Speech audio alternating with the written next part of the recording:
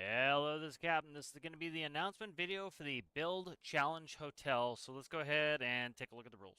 So here are the rules. So Build Challenge Hotel. This challenge is to build a container truck. The container truck must be able to carry and load itself one container. The build size is limited to the train spawn at Spy Cakes. Infinite electricity and fuel will be off. Vehicle damage will be on. No glitches. A new build, not previously released to the workshop. Let's operate on the honor system here. This should be a newly started build at the time of the challenge. Rules, XML, cosmetics. Wheels may be XML edited for grip and to make dualies. Size, what will fit in the train spawn at Spy Cakes. Power, diesel modular. Cost, less than $100,000. All microcontrollers and components must be made by you. Nothing from the workshop. So you have to make all your microcontrollers, and you also have to make your transmissions, you have to make your mechanisms, you have to make your engines. So all those must be made by you. Testing methodology. I will spawn the truck at the train spawn at Spy Cakes. I will head down the hill and self-load a container from Spy Cakes. I will then follow the path of the red line to Draymore. I will then unload the container. Grading. Spirit of the challenge. How well does it conform to the spirit of the challenge? 1 to 10. Human factors. How well am I able to interact with it? 1 to 10. Handling. 1 to 10. Aesthetics. 1 to 10. Workshop page. 1 to 10. Winners. Winners. Points winner. Captain's favorite. Community favorite. As usual, once the video comes out, you have about a week to vote on your favorite for community favorite. Winners will be featured in the end credits of my videos for a month. Winners will have Discord roles added. Winners will have their container truck used in an episode of the Career Build Series.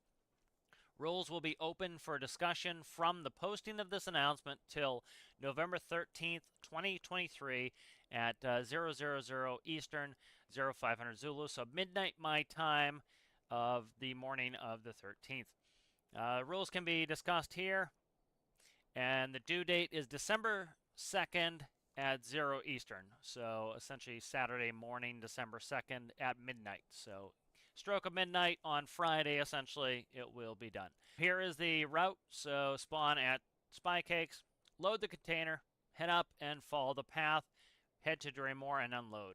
This is the dually tutorial. This will show you how to grip the tires and add dualies if you so wish. It is certainly not required. So we're just going to go ahead and take a drive on the course here. Of course, this truck is not a self-loading container truck, but we're going to go ahead and we're going to drive the course so there is no confusion on that. So again, I will spawn the truck here. It can be either straight back or semi. It's up to you guys on that. So you can do it via trailer if you'd like, or you can make it a straight back truck, but it does have to fit in the garage there. All right, so I'll be taking the right turn out here, coming down to where all the containers are. So as you can see, this is often how they will be. I will be picking one that's reasonably easy to load. And we'll go ahead and, for example, that would be the one to load. The black one back there. Load up the container. And then we're going to go ahead and we will follow the path that the challenge will follow. So again, this is, think of spirit of the challenge. It's supposed to be a truck. So keep that in mind. So if it behaves, like a sports car, that's a little bit, may get hit on points in Spirit of the Challenge. But I'm usually not too particular on that. So go ahead, go up this hill. Again, you can XML grip the tires if you like. Follow this hill up this way. I have quite a bit of experience with containers and trucks in games, so this should not be a problem to be able to physically do this. This path is not too onerous either. The hills aren't too bad, but they do offer a little bit of challenge. So again, a little bit of a narrow path here that's designed to make sure that your truck behaves properly. I have plenty of tutorials on stability, so if you have any issues with that, you can go ahead and watch those tutorials as well. So I'll be coming here and heading down this hill. So the path needs to be pretty short just so that I can get all of them done in a reasonable amount of time. So as you can see, we can see Draymore there in the distance, and we're just going to go ahead and we'll head to Draymore. No speed requirement. you know, trucks are not really designed to be, they're not race cars. It's supposed to be a truck. The point is to get the container there safely, not the fastest. I don't really care the fastest.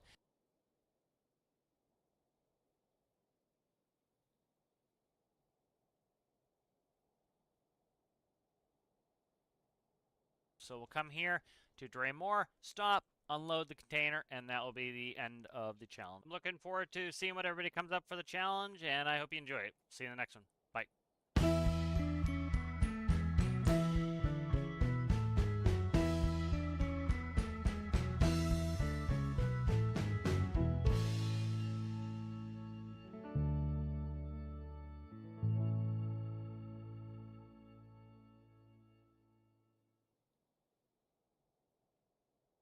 All right, hello.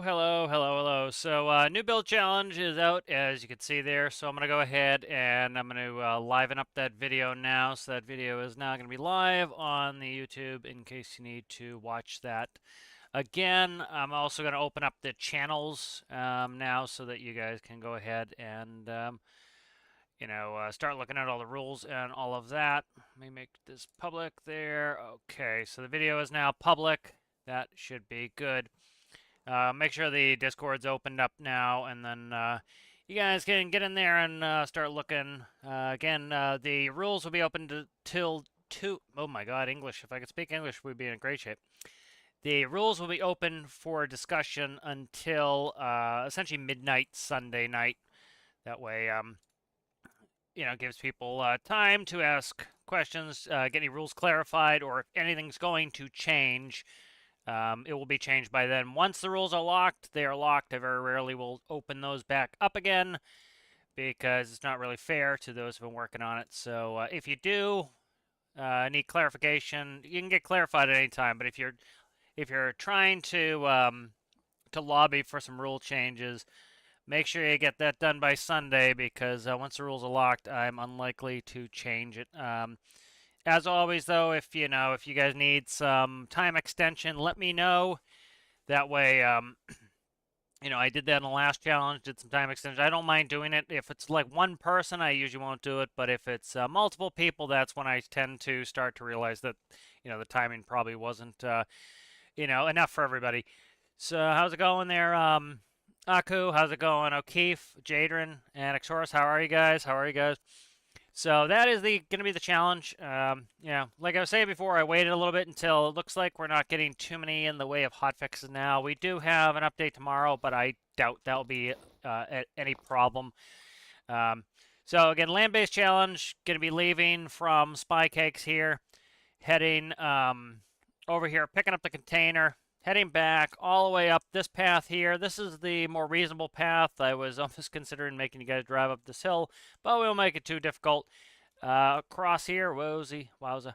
And we'll head over here and just unload the container. So pretty short, reasonable. A little bit of hill in there, just this hill area here. So not terrible. Not a ton of hills, but a little bit. It shouldn't be a problem. I've done it many times, so that's not too bad. And yeah, so I think that will work out. I think the date should be all right. I'm trying to keep things away from Thanksgiving and Christmas, so give people some time. They don't have to worry about sitting in their room playing Stormworks instead of hanging out with the family. So if you guys do have any issues with the due date, let me know. Again, I don't want to put it too close to Christmas, and I don't want to put it too close to Halloween. So there's Halloween, Thanksgiving. So there's a little bit of a time in there. Alrighty, so let's see what else going on. I'm gonna quickly check the seeing some good stuff on the creation showcase there. Some good stuff there. I like X Horus's. Let's show. I enjoyed X Horus's scissor lift. I've tried some scissor lift stuff in the past, and it wasn't happy with my results. So scissor lifts are really cool, and that's some good work by X Horus on the scissor lift there. I do enjoy me a scissor lift. As you can see, I would really love it if the devs would give us some bearings so we didn't have to use double blocks. I can imagine that was quite a pain for Exorus to get that all done. But some cool stuff with scissor lifts there. Some cool work by Sergo there. Basilish has been doing a great job on, this is the indicator for essentially where your relative velocity is in space. So essentially a prograde, retrograde. So good work on that. The build review, I am back to doing reviews. I came out with a review of the. I'll bring up build review right now. So last build review right here is the Harrier Wolf. If we look there, as you can see, it's by Stone Wolf Darktail. So cool build that is up. It's linked in the videos. You can go ahead, and the videos are down here if you're interested in watching that. I have a couple left to review. I have these two left to review, and then at some point in the future, I'll open up build review again. That was on hold because of all the game being in flux with the new mechanics and the update. So I wanted to get that kind of settled down, because if somebody's stuff's broke, I want to give them plenty of time to fix it. Let's see. Excellent there, Mark Magazorb. Glad you enjoy it. Let's see. Anything else? Jadrin, nice Jadrin in here. I really like your. Is that based off the Fent? It looks like the. Which model Fent? Is it a Fent that's that model? No, it's kind of got a Tri-6 nose, but I'm trying to remember. It's kind of could be kind of case. I don't know. I'm trying to think of the nose. The nose looks very Fent Tri-6 to me. Could be a case. Maybe did Challenger ever do one of those quad tracks? Bunch of cool quad tracks. Some cool tractors by Chickasaur. So that was the other thought for the challenge, was going into some tractors. That's something we could do in the case. Yeah. I was thinking case. Let me bring up a case quad track. That makes sense. That I was trying to think. It looks a lot like a case quad track. But yep, very very casey nose on there. That's the case, and then I was thinking. I just had it Fent Tri-6.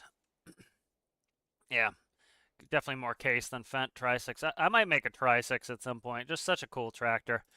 It never went into production, but that's an awesome picture. Let's open image in new tab. There we go.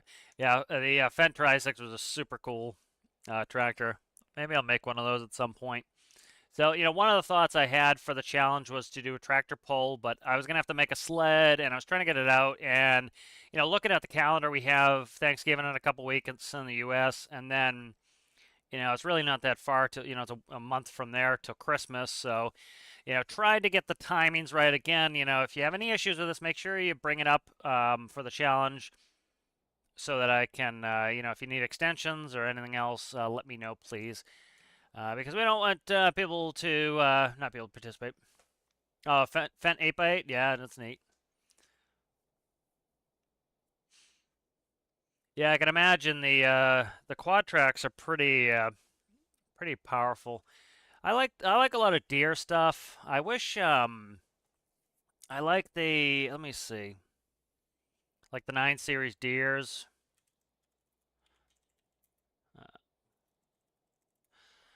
Yeah, some of the 9 series deers are nice. I like the versatiles.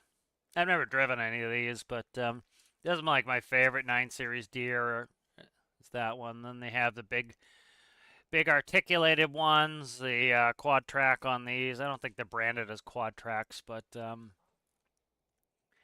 are nice. Let's see what else. Versatile. Let's see.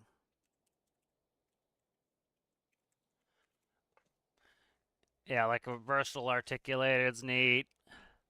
Bunch of really cool tractors. Be nice. This inspires me to build some more of this stuff. Is kind of fun. I like doing articulated. Is neat to do in game. So stuff like that's fun. At some point, probably maybe do some tractors. Like, one of the things I was thinking of doing for the challenge was, let me get this display cap off. Let me try to get in a bench where I can kind of look. So, like, if you've been watching what I've been building with my tractor, I was gonna do a PTO, try to get it kind of a standardized PTO system going, but I'm not done with it. Like, for example, like the baler, I want to put on a button to lower, like, essentially it would be a function control button, so it'd be like function 1, 2, 3, 4, 5, 6, 7, And, function 1 on the baler could be lower the pickup. Function 2 could be lower the bale roller. Um, and then, if you switch to the batwing mower, for example, okay, it's too big. But if you load the batwing mower, function 1 would fold it. Function 2 would, lower the wheels or something like that. So I wanted to come up with a more standardized system anyway, and so kind of chose this. Plus, I wanted to be usable. I like things to be a little bit more usable. So, like the tractors are very usable. You can still tow a plane with this out of a hangar. You can do a bunch of stuff with this. It's just, a strong power unit. So that was one thought I had, but I figured I've been wanting to do a container truck for a while, so I think that'll be utilitarian in nature. One rule, again, I want to point this rule out. This is a very important rule. People, again, I don't need no, I don't understand why I have to say this sometimes, but please read the rules. See, the formatting sucks in Discord. If I have it on my other monitor, it formats correctly. If I put it on this monitor, it formats incorrectly. So all this formatting stuff, it looks fine on my other monitor. I put it on this monitor. I really hate the format. I might start attaching a Google Drive, kind of like how Big Man does it, because this is obnoxious. Like I had to fix all this formatting a couple times. But big important rule here. I italicized here. All microcontrollers and components must be made by you. Nothing from the workshop. All right, and so that's an important rule. Some people have been asking for that, and I would also like to see that. I think one of the ways you get better at building some of these things, and one of the things that makes it a challenge, is to build your own stuff. So, for example, I'm pretty weak in Lua. If there was a challenge and I couldn't add my own Lua mill, maybe I'll learn to make it. Or if you've never built a transmission before, it's easy for you to say, "Oh, I'll just go in the workshop and grab this," or "Oh, I'll go grab this person's microcontroller for an engine instead of learning it." And this kind of forces you, if you want to participate, you have to learn how to build some of these things. So I think that is a good that's a good rule that will get people a little bit out of their comfort zone, as all good challenges should get you out of your comfort zone. So I'm trying to decide what I want to build. I might build, so what I've done in the past with these, and I kind of changed my way with the challenges, is I unfortunately would do some of my testing and then people would jump the gun. So I'm not doing that anymore. And so I might build an example now. I would say I'm 99.999% sure that this will work. I know it will work because I've built, let's see, I built this container side loader trailer. So you can make a tractor trailer if you want, but it has to fit in this base. So like if you look at this container side loader trailer, we might be able to fit this in here. Let me see.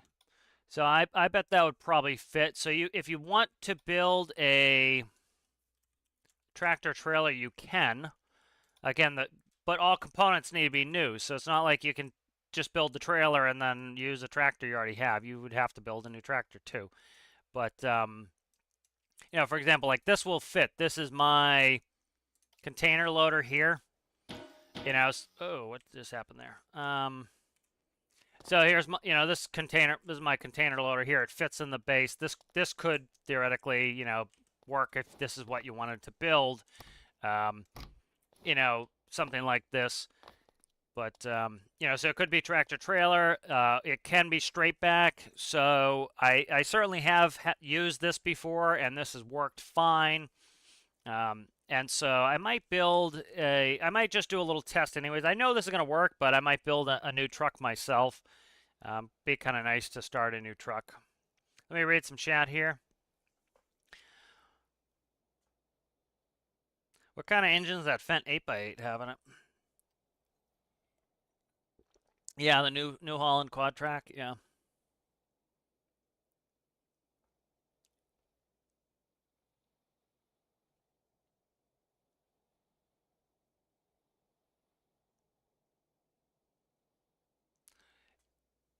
Alpha numeric alphabet.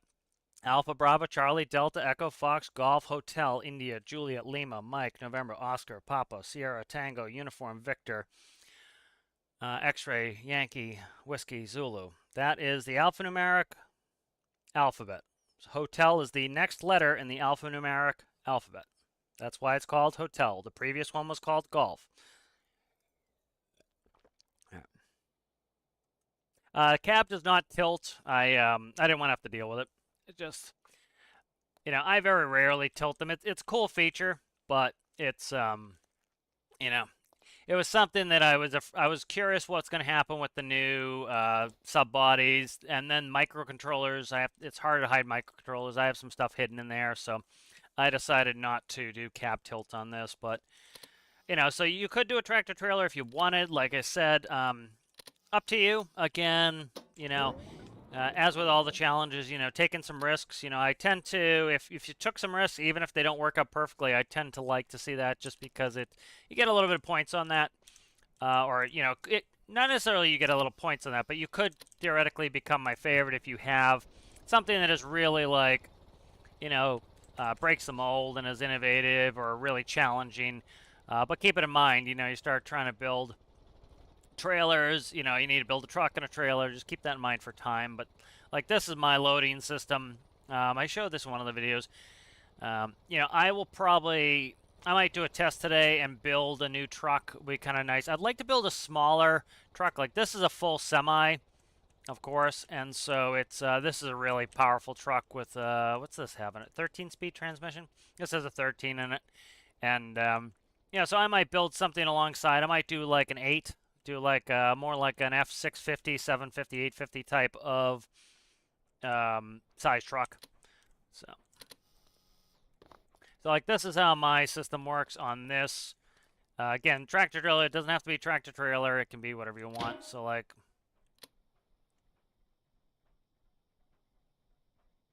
All right, and so like this is my system. This is a cool. These are sling loads. This is one method. If you look at the Discord page, I put in some examples to kind of show, just for some people just have never even seen anything like this. So they kind of know what it's all about and what they need to be building. So this was kind of my, one method. You can use hook lift. I'm going to probably build, I don't think it'll be a hook lift. It might be a slide. So I put a hook lift on as one of the example pictures. So one thing that's cool now that was a really big update, or for me at least, that I liked is the ability to set your rope length. I think was great for stuff like this.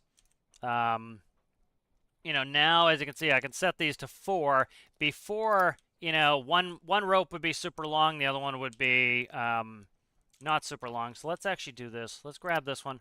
So like this is one method I use. So just as I played with this quite a bit, I just figured I'd let people know if they want to do stuff like this. So like this rope's set to 2 meters.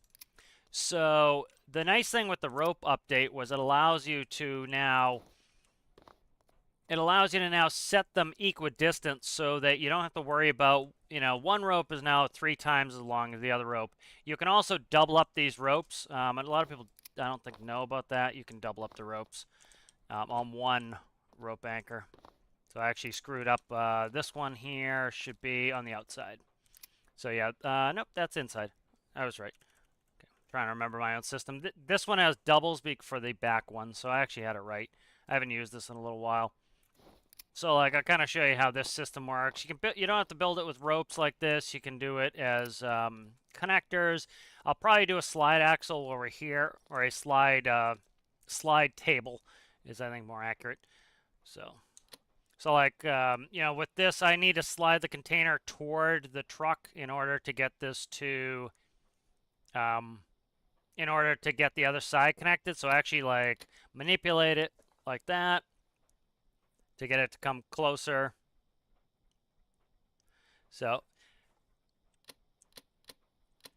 and then so, if you're going to do ropes, I like the ropes. They're kind of fun, but, there are a bunch of different designs. So I put a bunch of different options on there.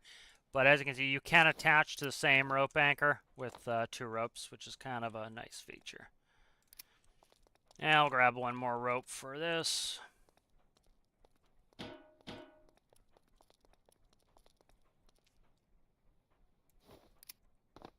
So that rope update was really a good update. Yeah, this one can take 2. I'm not going to load 2 right now because I want to get building, but you know, so this is sling loading, which is you know, a different type of loading. You know, so you have to think of things like this becomes challenging. You see, this is the way they work IRL. You know, in real life, the trailer probably weighs 7,500 pounds. No, it's probably more than that because standard chassis trailer weighs 7,500 pounds. Plus, you're putting the cranes on there. So you're probably talking about 10,000 to probably 13,000 pounds for the trailer. And then it just does side on this. You could do 4 supports. You know, you could do straight backs. I would say probably most people are probably going to do straight backs. That's certainly fine. You know, you can do it however you like it. But like as you can see here, so that's how a sling loader works. So sling loaders are kind of neat. They have their own benefits and drawbacks. You know, the benefit is, you know, you can get pretty. You can utilize the slings to manipulate it. Like you saw at first, I pulled the container closer to myself with the slings, and you know, so that's a nice feature, is to be able to kind of drag it. Now, in real life, it would make the most horrific noise if you dragged it. I've heard a bunch of containers getting dragged, and it is not a pretty sound. You know, but again, the requirement for the challenge is just one container. So, you know, be neat to see some interesting designs of how people accomplish that.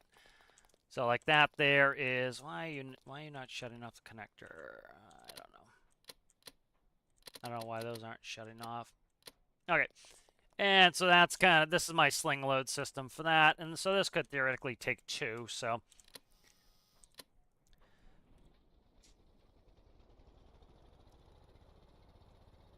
Not theoretically, this could take 2. This one's, I've used this one before.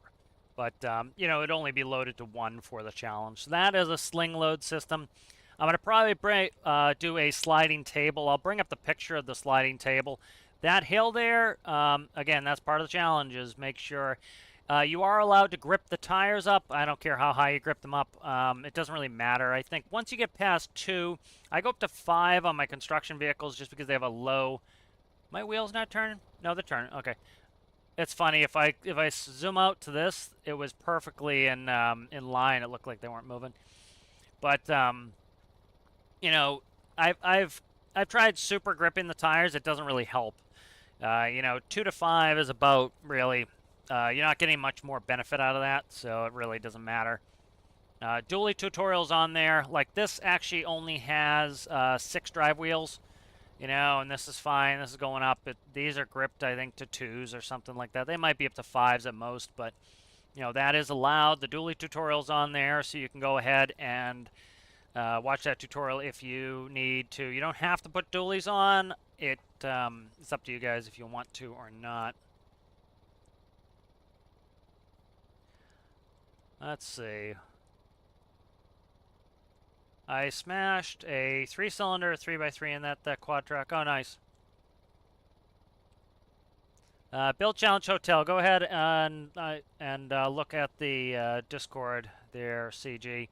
It's a container truck. That's exactly what I'm doing right now. How's it going there, Rasmus? What's happening? You know, so part of the, like, you know, the things that I'm going to be looking at for, like, you know, if you look at a regular, you're going to get aesthetics, you're going to get, you know, I probably should have put a mechanics category on there, but, you know, that will go towards my favorite. Like, if you have the really cool mechanisms, that's more likely to be my favorite. It could theoretically help you with community favorite, you know, so that's kind of one of the things with the favorite. Oh, there's some animals there. You know, but aesthetics, human factors, workshop page, standard stuff with that on what the great, a lot of animals. You know, as much as people were bitching and complaining about the animals, like, it gives me a little thrill to drive around and see the animals. It makes the world a little less dead. You know, we don't have walking people. That was something that they added in Farming Sim, to have walking people. And that was a really, you know, it adds a little bit of life. And so, like, every once in a while, me seeing an animal is kind of a nice little bit of emergent gameplay. I enjoy that. You know, the arid biome, it is a desert, of course. It's pretty boring and desert out there. Every once in a while, you know, you see a herd of bison, and it's kind of a neat thing to see. So, as much as people complained and and bitched about that. I thought it was kind of cool to add that. So like this, for this particular build here, the tractor is part of the stability. So you notice the stability legs are only in the back, and then the tractor itself is part of the stability. The tractor weighs a lot, so the back is held here by the supports, and the container will also try to twist the tractor. Well, of course, the tractor is heavy, so the tractor resists the twist, essentially. Let's get up here, and I'm going to jump up there. Jump, jump, jump, jump. No collision on the tires, so I have to jump in the back here. Come on. Oh, I can jump on the mud flap. There we go. Mud flap, just to reach the connector. So something like this works. If you like a sling load, that's certainly something you could do. I'm going to make a table load probably here. I've been kind of wanting to make a table load. Hook lift's another type of mechanism that is cool. I'm going to kind of show some of the examples there, but there's some cool ways to operate containers. And then anything you want to. It doesn't have to be a previously made system by some company. Be innovative if you like. You come up with a really neat design. That can get you some points as well. Towards Captain's favorite, towards the community favorites. So be innovative. Don't be afraid to take some risks. At the end of the day, I think the most important thing with a challenge is that you're proud of your build.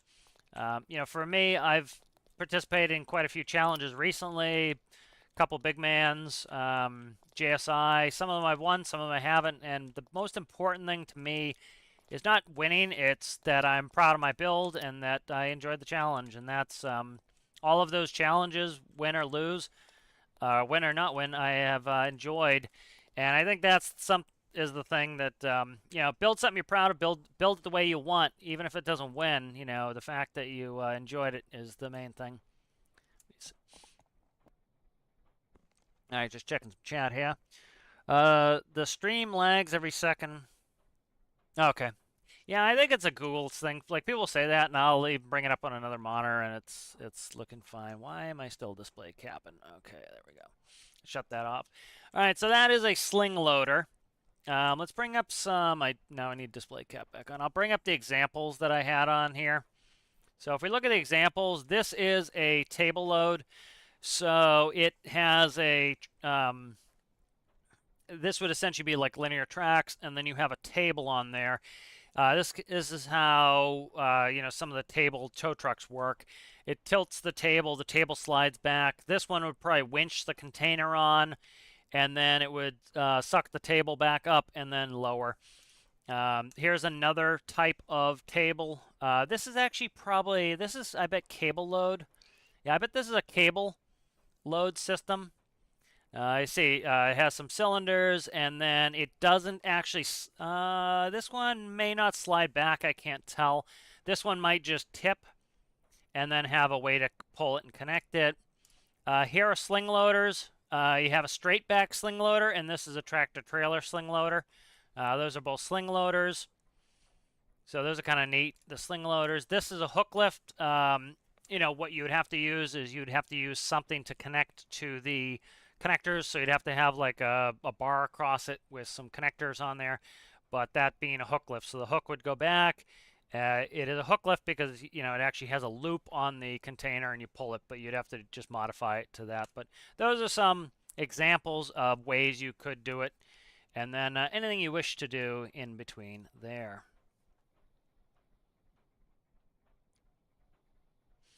How's it going there? Oh, yep. Yeah, looking forward to seeing what everybody comes up with. Let me make sure, let me know if the video, let me just quickly get in there, and I want to make sure the video gets published on the Discord. I don't know why my bot is absolutely annoying. My bot will not, it will not post things when it should be posting things, and then it will post things 3 times. Why is this? Okay, maybe I didn't save it. There it is, okay. That's weird. I don't know why it, I thought I had already, maybe I didn't press the save button. So, go ahead and I'll let the bot try to put it up, because the bot's quite obnoxious if I interfere with it. But, yeah, like that bot will put up these videos late, and then after I'm already done with them. All right, so that is that. I want to build a, I think I'm going to build a new truck, build a table lift. Be kind of neat to do, you know. So let's go ahead and bring some of the stuff back. But that is, so that's my sling loader. So again, you know, many different ways you can do this. Plus, it would be great to see some people come up with their own type of designs. So let's start a new truck here. So if you don't know, go in load, go in presets, and here's a preset container. So I would recommend you use the preset container because the devs it was at least 6 months ago changed container mass. This is up to the new mass. So the new mass is 1400. So you know, if you use this one, you're gonna have the correct mass. You know, if you use an old one off the workshop, it might be heavier, which is fine. You know, if it works heavier, it will definitely work lighter. But that's something you can use. So you can use a preset. I'm gonna actually go grab a container. I'll probably keep grabbing the same container. Yeah. So this is, you know, as far as dimensions for a container, they're standardized 29 long. If it will let me drag, 29 long. All right, you have a height, not including the connectors, of 11, and it would be 12 you can do the connectors, but it's 11 to the top, and then the width is 11 as well. So 11, 11, 29 is essentially a container, so keep that in mind. But you can just use the preset as one of the easier ways to do that. So let's go. I want to start something new, so let's do that. Let's go ahead and save this. Let's do small container class B. So class B is, there's two, in the US at least, there's two types of CDLs, is A and B. A is what I have, that's a tractor trailer.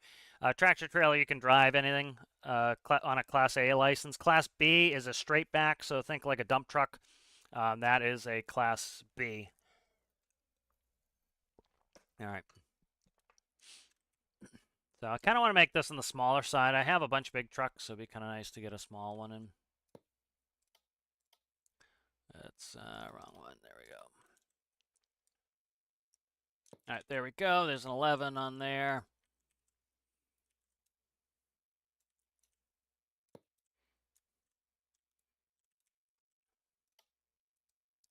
All right, so kind of do bumper frame rails there.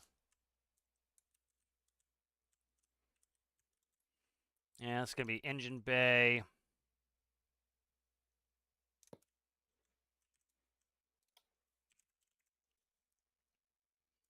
And I'm trying to keep this on the small side. I want to kind of see and test how this is going to work for us on a little bit of smaller side.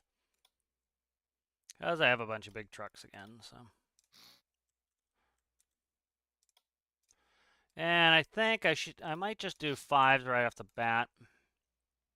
I'm not going to be able to do, let me see. I can put my dualies in the back. We'll see what the dualies are. Let me grab the dualies here.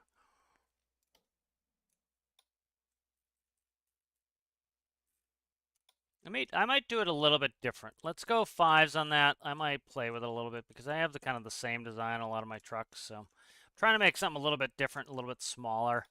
You know, there's no point in me building the same truck essentially 900 times. So this will be kind of on the smaller end. This will be like that first example, kind of the, you know, they call them medium duty trucks. So I'm going to try to make, I don't really have any medium duty trucks, so it'd be kind of nice to make one. So this will be my medium duty. Maybe I'll come up with a chassis for this and make a medium duty chassis at some point. So maybe I'll make it a 6x and not do dualies on this one. Kind of want a hood on this one. I don't want it to be, don't really want it to be a cab over. Let me turn the music back on. Fix the volume a little bit. Add it at intro volume. It says 1,400 kilograms on the containers. 1,400.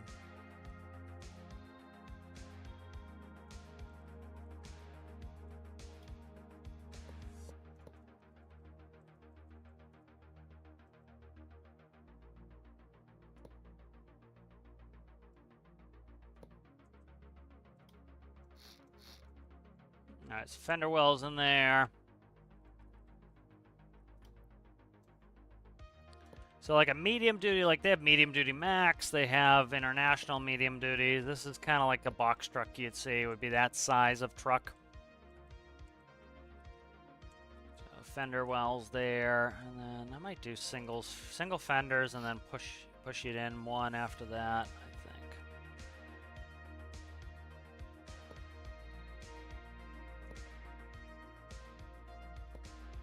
I think. I don't think interested. I haven't really looked at the Mac medium duty all that much. Kind of interested in that. Let me see if I can get a pic of that.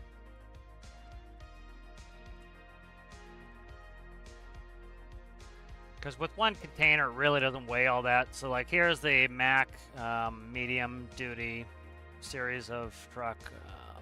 Reject all cookies. Yeah, that's the Mac medium duty series.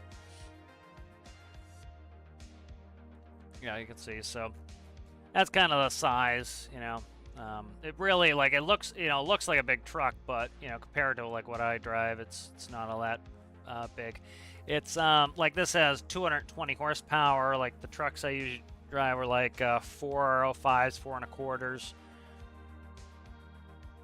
Cummins, I'd rather have the inline 6. This looks like, this is probably the Mac engine there. So these are up 280s, 3s. That's a 6-speed. 6-speed. So you see, these are not full-size tractors. They don't have 18s. They don't have 10s. They don't have 13s. They're on the smaller side. That's why it's a medium-duty truck and not a heavy-duty. But you can build a heavy-duty if you like. That's just kind of. I have no mediums at the moment, so I kind of want to do that. Should bring that back up. Want a kind of little reference material here. That's a bit of reference material to kind of look at. All right.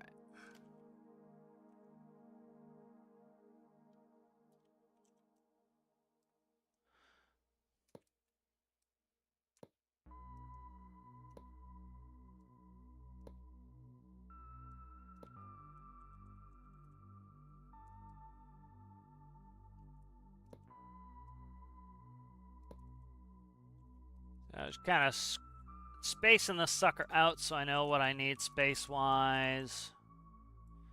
The nice thing is, like, you know, it'd be easy to retrofit something, but, you know, it does need to be a new build. And it's going to have a floating cab. And then, so starting from here, we probably need, I'm going to say 2 blocks of mechanism. And then I'll go pink block it out. And then, so it's going to be 29 long. And then, so we'll say, I'll make it 32. So, like that, maybe. So we'll talk, probably make the frame rails go out to there, and then bumper. We'll see. See what this looks like space-wise. I need to get the mechanism going, but I'm trying to kind of get some notion. It looks super long. Let's put it out in the world. The hood and the cab are probably a little bit small. That's not too bad size-wise. A little bit crouched, a little bit cramped. So probably definitely higher hood, higher cab, and longer cab, most certainly. So it's hard to tell scale sometimes, so you kind of have to just, keep testing it and seeing where you're at here. So I'm probably thinking, let's go double high on that. Let's go like that.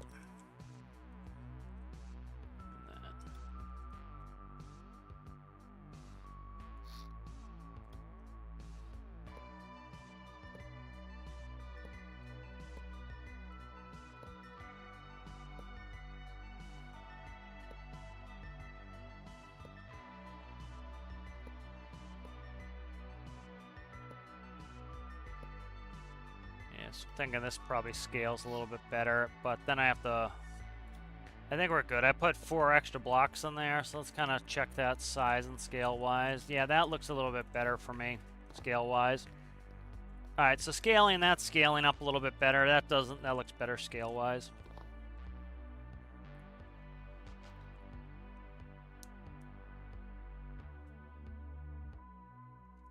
Yeah, like they have the, I don't know if they're 28s or what for the side ones. the containers we have in game are very short. Like the containers that I'm used to using are generally 53-foot containers. They have some 40s. We essentially have half containers. They make them. Let me see if they have 28-foot containers. Yeah, they have 28-foot containers. I'm trying to find one. They have 30s. They have 30s. I think they might have 28. Yeah, they have 28-foot shipping containers. So, what's 29? How many blocks? Let me see. Let me get a meter on this. See what the standard containers are in game. 29 is 7 1/4. Let's see.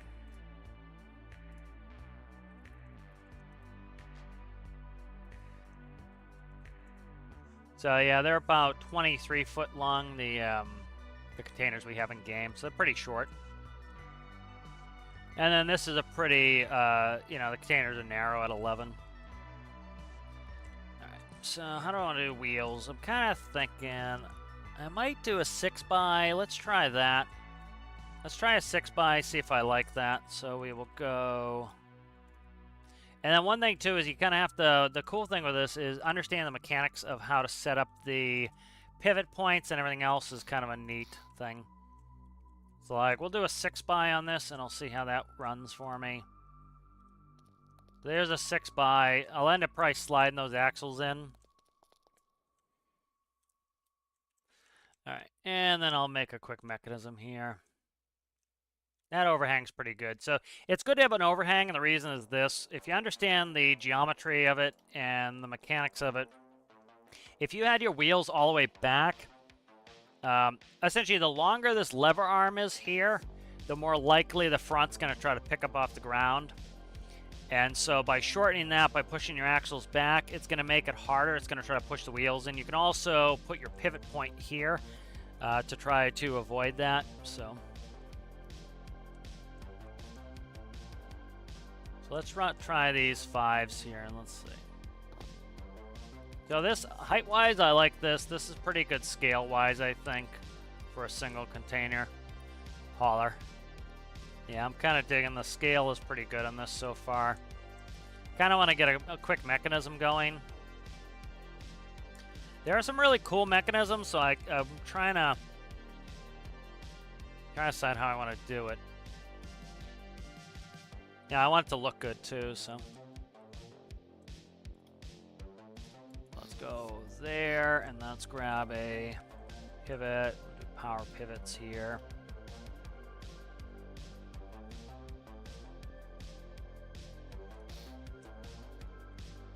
And then I'm going to put a table on this.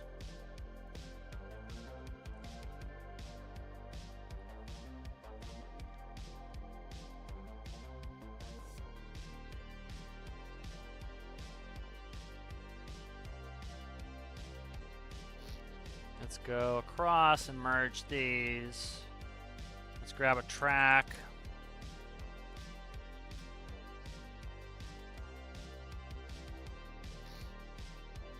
Okay.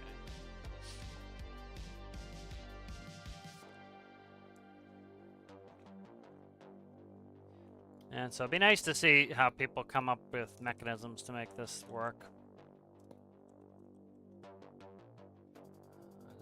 Is that gonna hit this block if I do that? I might. Yeah, that's gonna probably hit that block. So let's grab this, cut. So you have to. The nice thing about this, you really have to think of the mechanics and how everything's gonna bend, and that's really crap. It's not gonna do it there. If I do it there, all right, we're gonna. Could be upside down. All right, let's make this upside down. Cut that. All right, let's do that. Put the table slide there. Okay, that'll work. All right. So you can invert some of this stuff like I just did.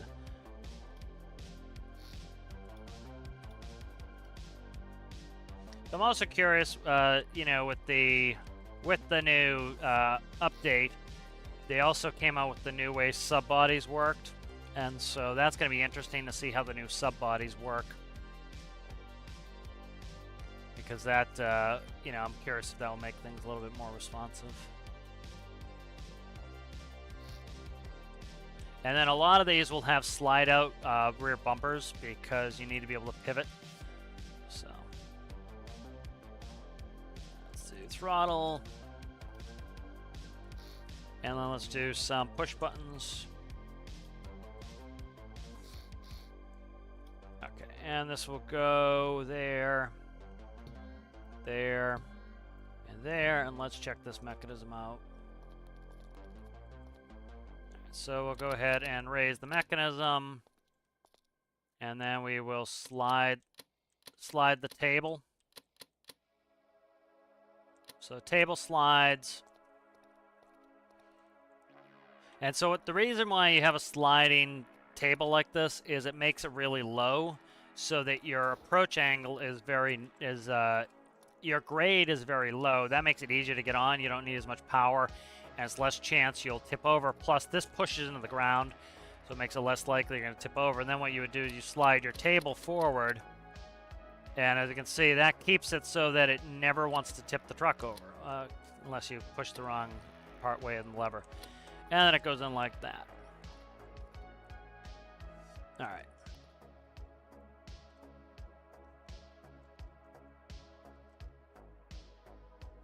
All right, good. So that's sliding table. Let's see. Do I really want So sliding table is a little bit harder than a hook lift type of style, but that's why I'm kind of doing it. Let me see what we have on chat here.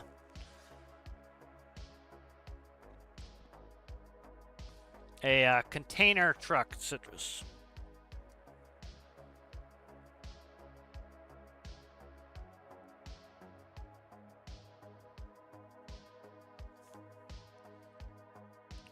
It can be a truck and trailer, Citrus, but it doesn't have to be. It can be a straight back truck. I'm building a straight back right now.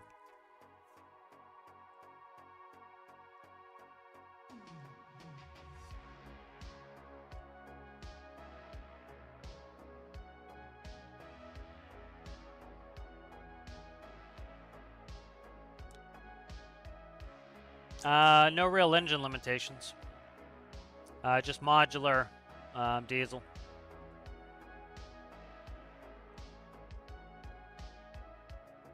Yeah, I don't know. That's what I was wondering. I'm wondering if the bodies are going to have different strengths. I'm not sure. Yep, diesel only. It's right in the rules.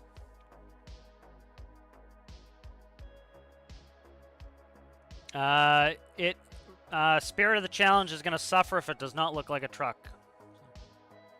So, again, Spirit of the Challenge is to build a container truck. If it does not look like a truck, it is not within the Spirit of the Challenge, and you lose points on Spirit of the Challenge, as usual. I might get rid of these large-ass pivots. I'm going to redo this table. I'm not really thrilled with it at the moment, how it's working. So, let's see. I kind of want to do a fancy-ass mechanism, too.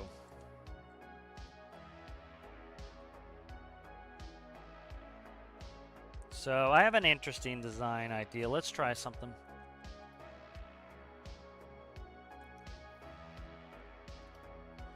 All right, let's go.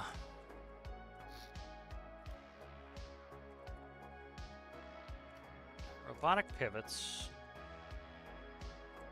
Let's try something different here.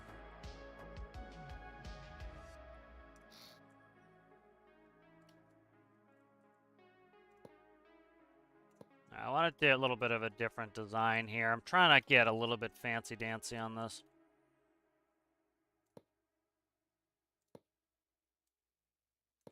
So the table's there. So this will be the table. Especially the lift mechanism, I want it to be a little bit... Like the pivot's going to do the lifting, but I want a neat lifting mechanism. So let's see.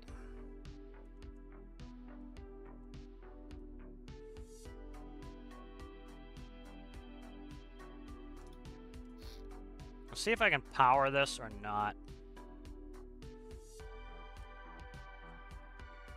This might be interior rail, so this is not going to be the full flat bed of this. This is going to be This will be above the frame rails. This will be the actual rail component here. Okay. That'll be like that. All right. All right. So there's some neat folding mechanics on some of these trucks. So I'm kind of, unfortunately, we can't do telescoping hydraulic pistons, which would be beautiful, but can't do that. All right, and so I'm gonna try to kind of make this a little bit on the neat side. The mechanics of this stuff is what I really enjoy, so it's like I want to try to get that kind of where I need it to be to make the mechanics work. So that is going up. This needs to go like that. Okay.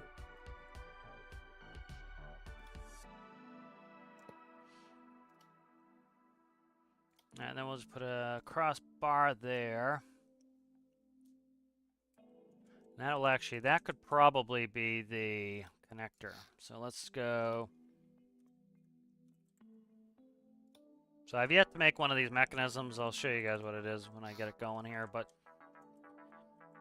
it's like a bifold for bifolding mechanism for to actually lift things, and it's kind of a neat way to do it.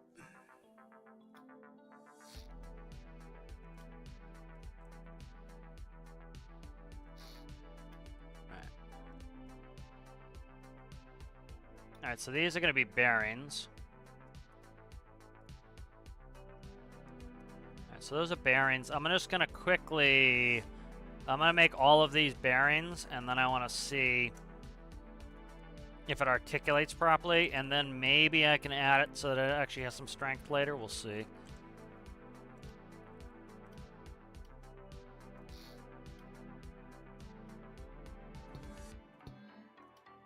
Alright, let's test it. Something's not connected. What the fuck is not connected? That's connected. What happened to you not being connected? You're supposed to be merged here. Those are merged, that is merged, that is merged. Okay, why did something fall then? Okay. Alright, so this is the mechanism. You'll see this on a lot of dump trucks. You know, think of it this way, right? If you're trying to... we'll talk a little mechanics here. I enjoy talking mechanics. We'll do that. Let's see, bring that up, and then... Let's see, so we'll do a new page here really quick.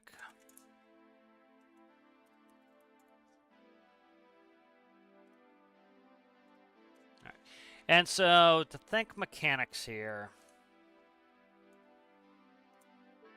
Alright, so if you're going to, let's say you have a... I'm trying to see, let's go... Let's say you have a fulcrum. A 45-degree fulcrum. Alright, and then on that fulcrum you'll have a bearing.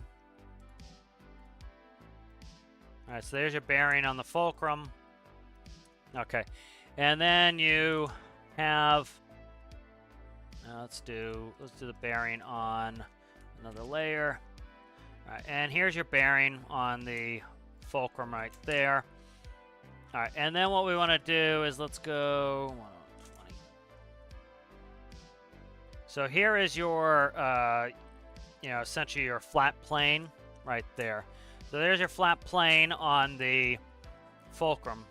All right, now, if you try to lift the fulcrum right here, so let me try to find, we'll do red as a lift line.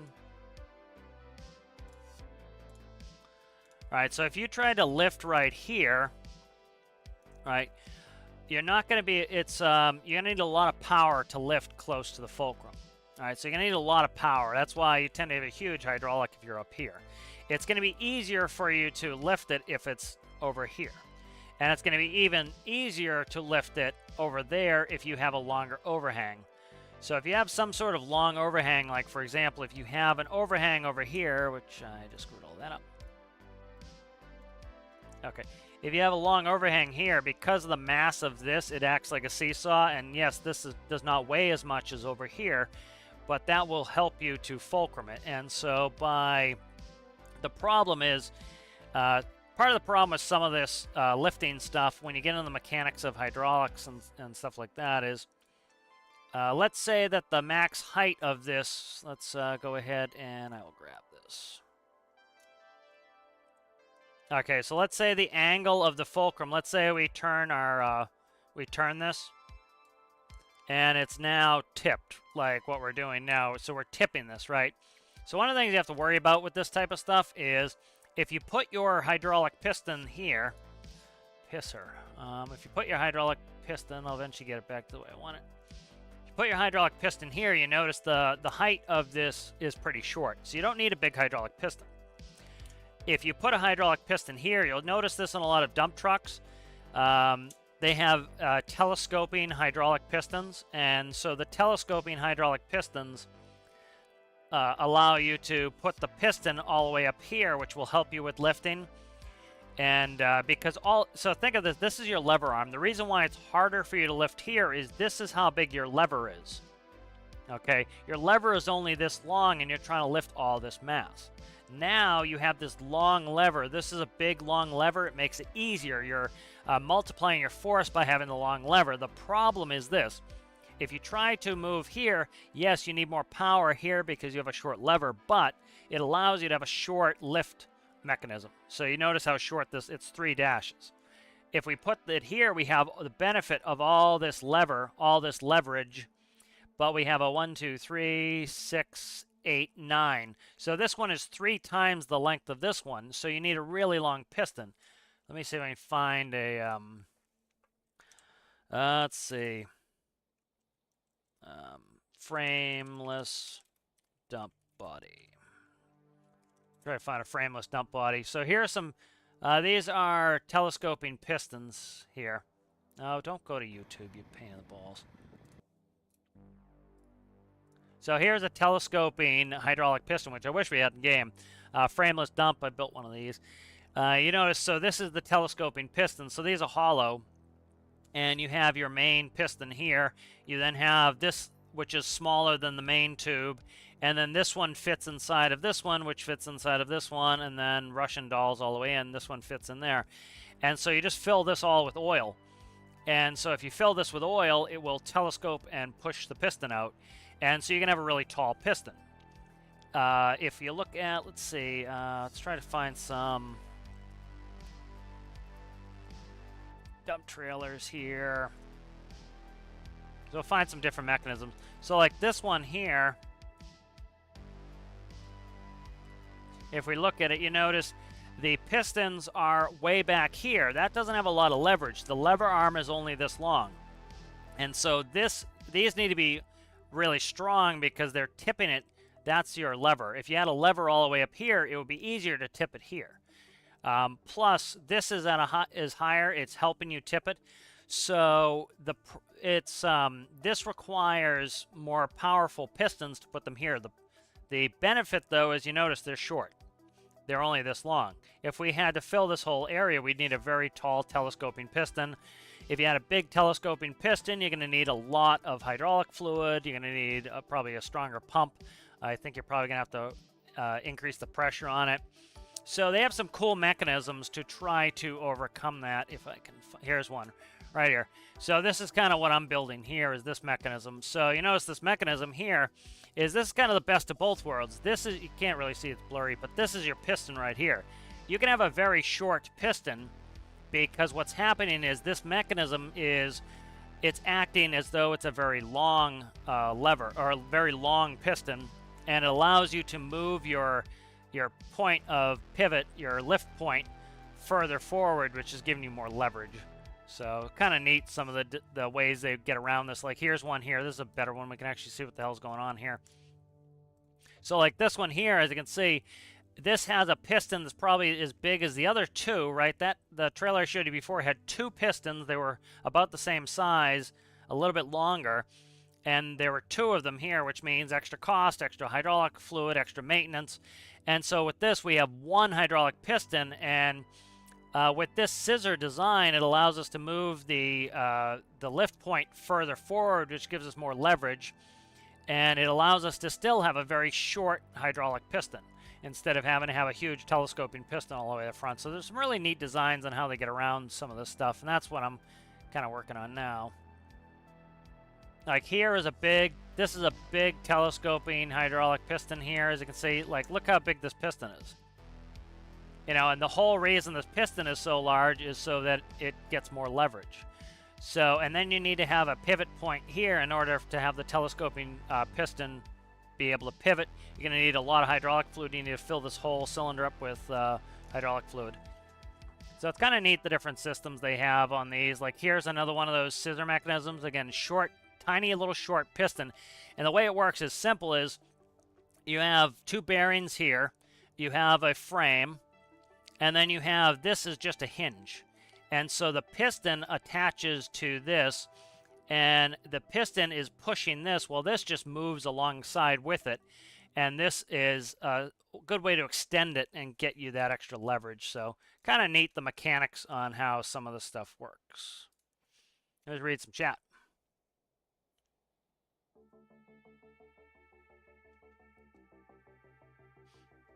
Yep, diesel only.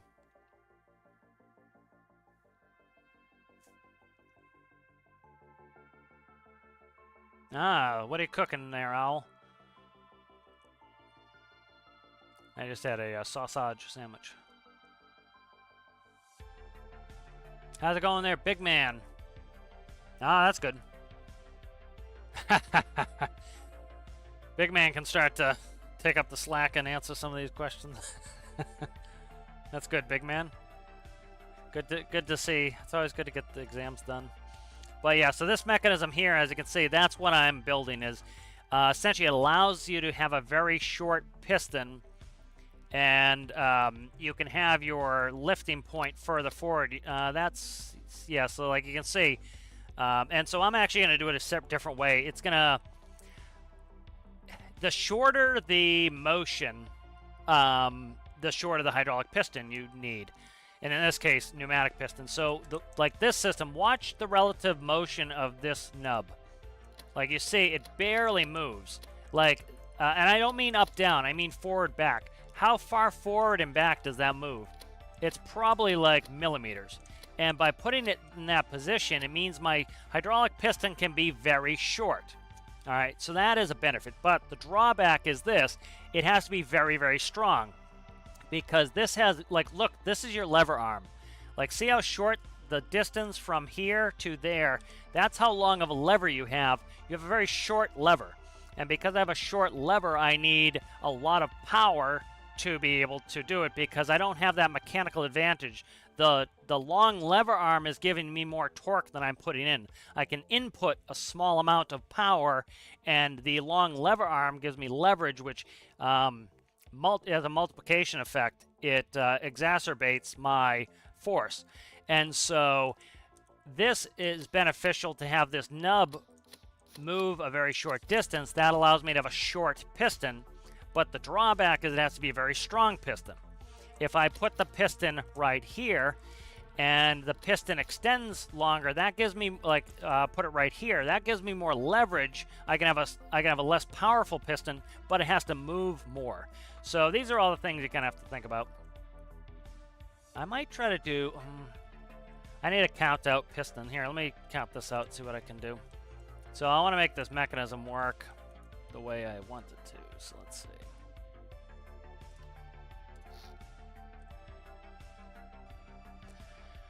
So let's see, I want to do, this is going to be faked anyway, but I kind of want to, I'm going to try to do the mechanics on it, get this to work here. So connector right there, I think we'll do there. Actually, you know what, let's not. Let's do it right here. Let's do it right here. We're at there, right there. All right, so put a connector right here. All right. And then what we'll do is I'm going to do a, we'll see what height we get off this. So if I want the piston to be shorter and shorter, I need to move this back. And so you'll notice what I end up working with here as I try to get this pneumatic piston in here. This is where it's going to be challenging to get this to work, right? So I'm going to go ahead. I'm just going to grab the piston. I would really love it if we get some actual hydraulic pistons now that we have pressurization, and make it so that we actually have to come up with some systems for that. Would be really fantastic. Alright, so let's go. I can't go there. Can I? Pisser. That is pisser.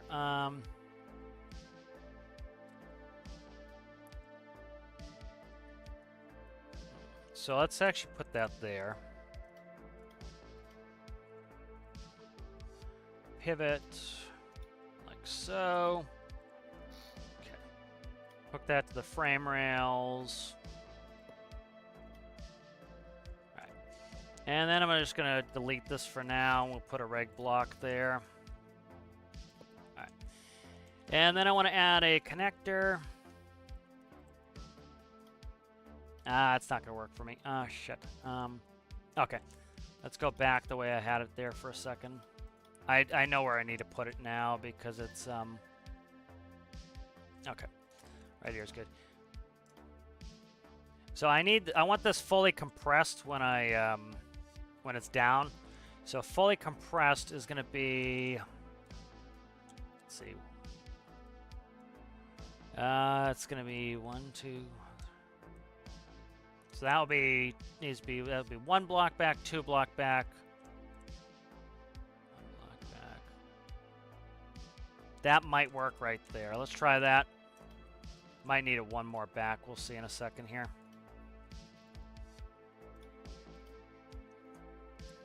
The other thing too is something some people make mistakes with when they're first working with these types of like hydraulic setups is you always want to make a triangle essentially.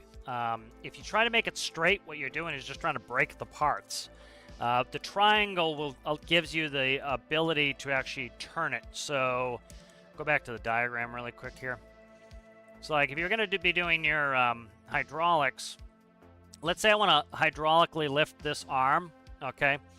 And so, let's say okay, let's go back. Okay, so the arm is now back where it was. So, now let's say I want to add a hydraulic on there.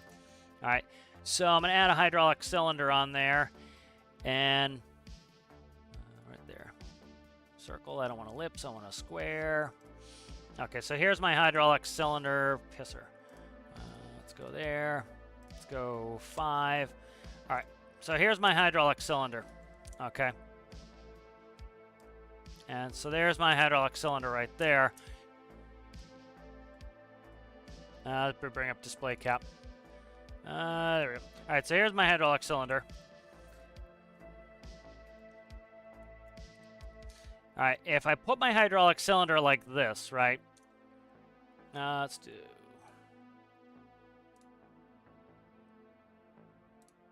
Not the whole thing, you son of a bitch. Just that part that I highlighted. Okay, doesn't want to do it.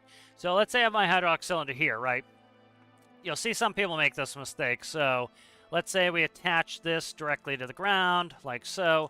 And then right here, we put in a bearing. So let's take a circle again. And we put a bearing right here. And so the bearing is just attached to this. All right. Now, because this is on a separate level, right, you should always be able to draw a triangle. So the triangle goes from here to the point of attachment down to the, so the point of attachment would be there. And then this is making a triangle. So if it's making a triangle, your hydraulics are going to work. If you were to take this hydraulic and you were to put it in line, you'll see a lot of people make this mistake.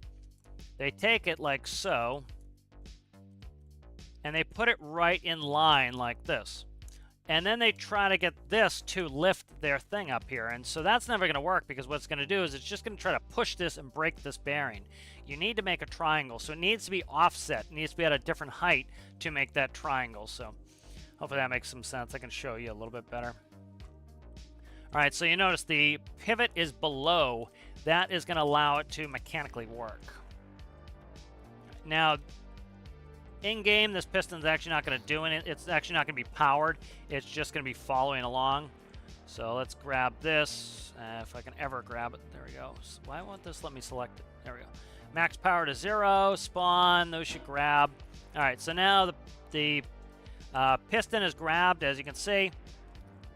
And just count the blocks, as you can see. So now as we go up, that's not going to actually do anything, but you notice it looks like it's functioning. And so that right there is, that's about as far as you'll be able to go. If I pushed any further, it's going to try to break this bearing. You notice it's pissed off now. It's trying to break this bearing. So you would set the max to about there. You want to keep a little bend in, because once this bend comes out, notice my lines are parallel. Once my lines become parallel, once this line becomes parallel with this line, it's going to put the force directly in the middle, and it's going to try to just break this linkage. And so you don't want to go past here, and you'll notice I can easily show that. Notice it's just trying to break the linkage now.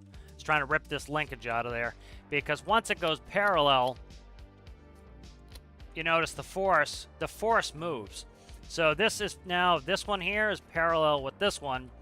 And so what it's trying to do is it is trying to still push this up, but it's also trying to break that.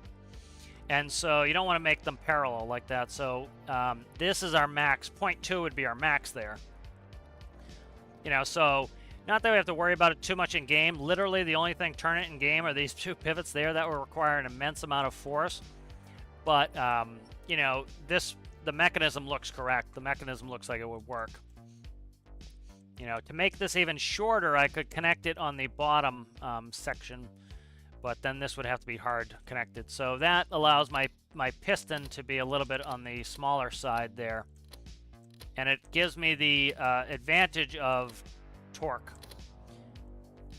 You know, ideally we'd want something in the center there, like I could move this linkage here. So if we really wanted to shorten this, so now notice this, when we get to 0.2, here, let me set 0.2 so we can't go past it. Let's set that to 0.2. So by doing it in this type of mechanism, you notice I still have to go about, this is at probably close to 100%.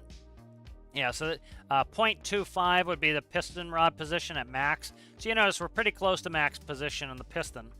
If you wanted your piston to operate, if you wanted your piston to have a shorter swing so you didn't have to have such a long piston, let's do this, for example.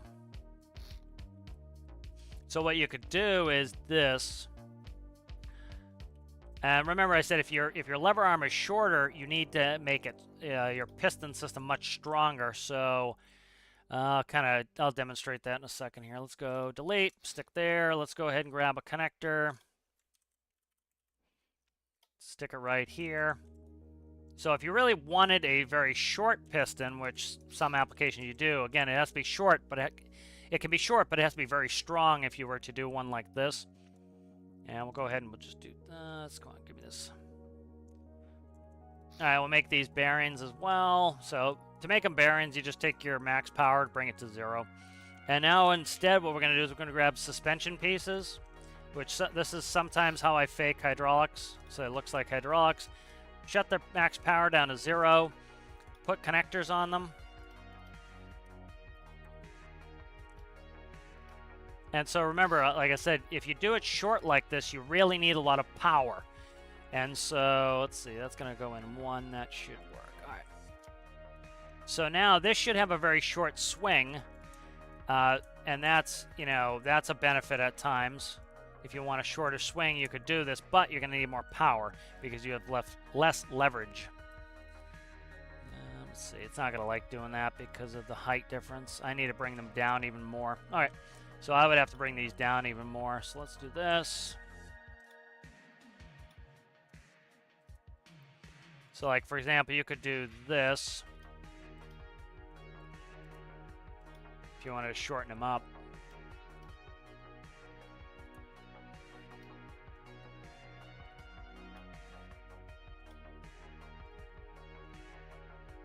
So just, you know, some different mechanic stuff that's kind of interesting to learn, I find. All right. And then I meant to detach that one, and I never did. Go back. I meant to delete this, and I didn't. So one way, if you have those connecting like that, you can just go like that. Merge these two together. Now they can't touch one another. And then this one here, I want that one gone for now. All right. So now you notice we have these really short pistons, and so like you see there's barely any motion at all. See how little to no motion there is at all in those? Let's actually do this. But you notice the motion is very small because the lever is from here to there. It's a one-block lever. So it's a very short lever. You notice the pistons don't even extend because they're so short. So if you needed or wanted a short hydraulic, you could do that, but you would need to like double up at least or get a big, huge, strong hydraulic piston that could take a lot of pressure. So kind of neat how some of this hydraulic stuff works.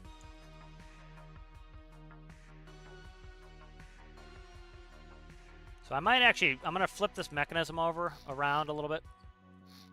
I'm going to flip some of this mechanism around here. So I think I'm going to use a full-size, I might use a full-size piston, I might use duals. I think I'm going to go to duals just because I think it would be fun.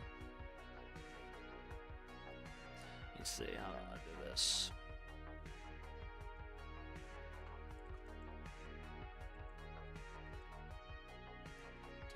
Let's see. Let's go like this. Cut you. Let's go. Trying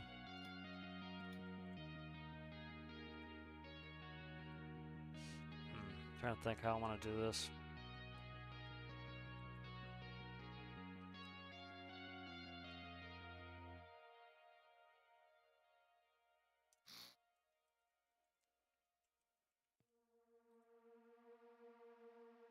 Actually, you know what? I kind of want the bearing back the way it was. Let's go like this. Let's take this bearing, move it up. So, move the bearing up like that. Let's cut this. Let's go. That's good. And then we'll go like so. All right, so I'm just doing, you know, playing with the mechanisms here. Ah, come on. Symmetry.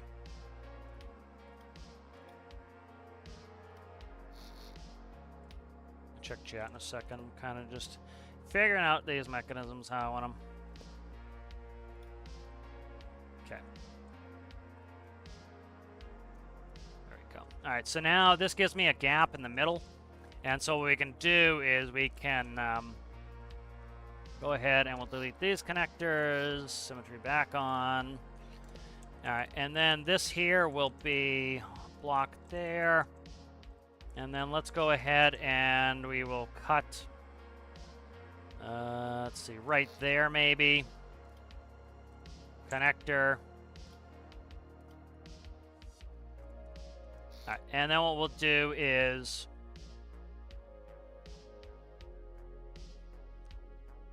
let's see, piston.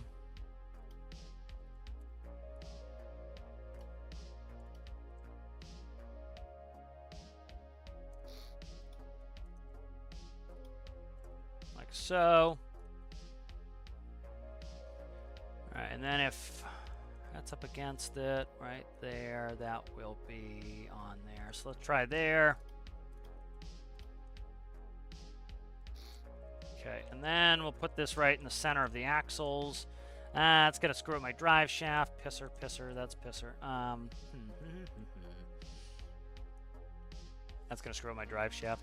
We'll just do it for now, for the funsies of it.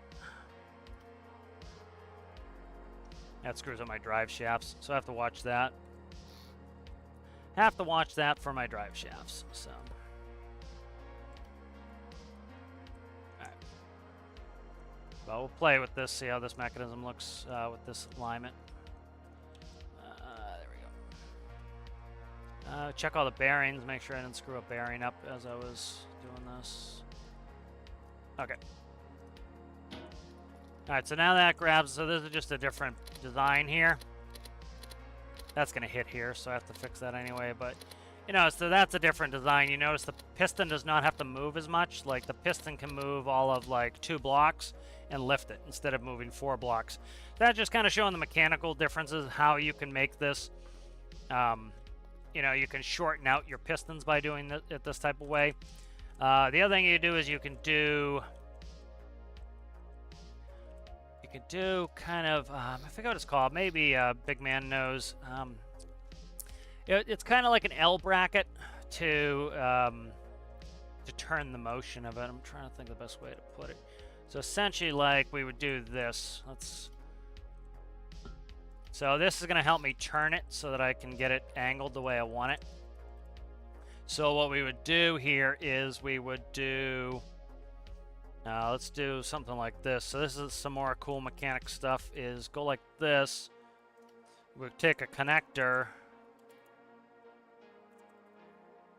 Let's see, like that. And then we have to go vertical. How is this going to work? Is this going to work for me? I might have to put the piston on here.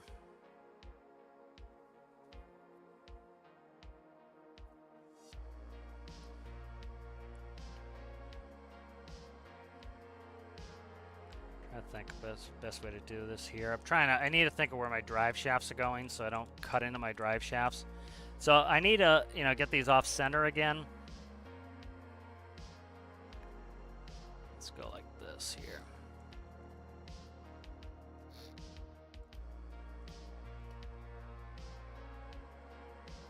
All right, let's go like that. Problem is I can't be at full extension when I start.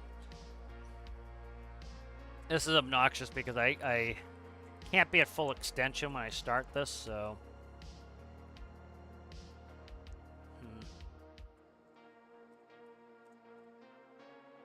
Yeah, I can't do it that way. Read some chat here as I think out how I want this.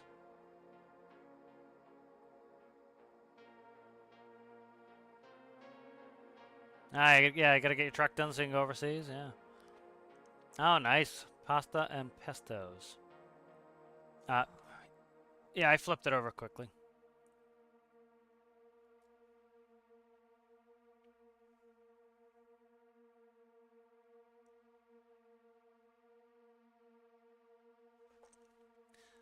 Building a truck for the challenge there. All right, let's see. So I'm trying to think how I want this mechanism to go.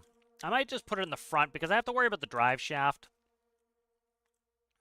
Yeah, I have to worry about the drive shaft, so this is going to be interesting.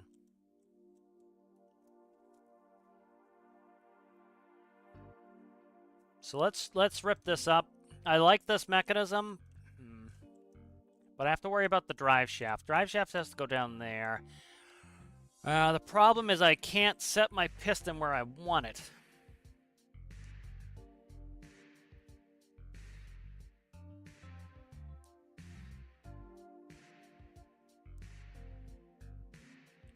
Trying to decide how the hell to make this work like I need it to. Trying to think that's gonna work. That needs to. A lot of this is just for looks too, so I'm trying to get it. All right, let's do this. The problem is I'm going to hit this, so it needs to be at pivot point if it's going to do that, so I can't put it right there. That sucks. Can't go right here. That's where I kind of need it to be.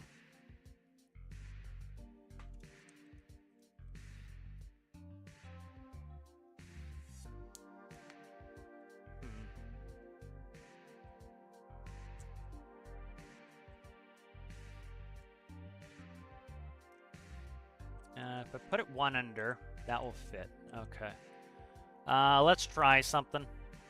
I need it there. I'm trying to think. This is a pain in the ass. Okay. Let's put the nub there. That should work. And then it's all about where this shit can sit. So, and then I need my drive shafts in. So that's why it's kind of a pain right now is I'm trying to get the drive shafts where I want them to... Most of this is aesthetics. Most of this is how it's going to look, which is, of course, important to me. So that's going to go back to there. One nub off. That is close, so it needs to go back, I think, one. So let's go there. That will go to there. That will attach. That will should work. Okay. And then let's do...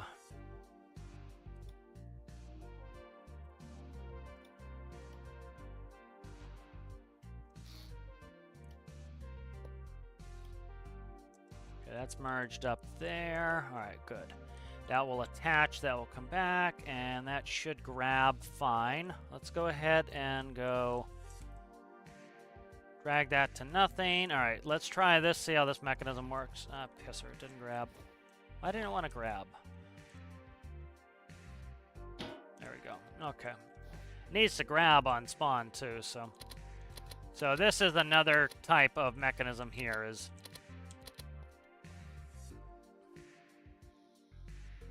So that's another type there. So, you know, it goes into 90 degrees like so. And so the way this type of mechanism works is this is your long lever, which is lifting the arms. This is your short lever, and this is your pivot point. So what's happening is this allows it to lift, and then this is acting as your mobile fulcrum, and then it's rotating around that. So what this is doing is, I'll bring up the mechanics. If I say anything wrong to Big Man, correct me, saying that your mechanical engineering knowledge probably exceeds my more operational knowledge. So the reason this mechanism's cool doing it this way is I'll kind of show you the mechanics of that. All right, so the mechanics of that's pretty neat. So this is using mechanical advantage again. So what you're doing is,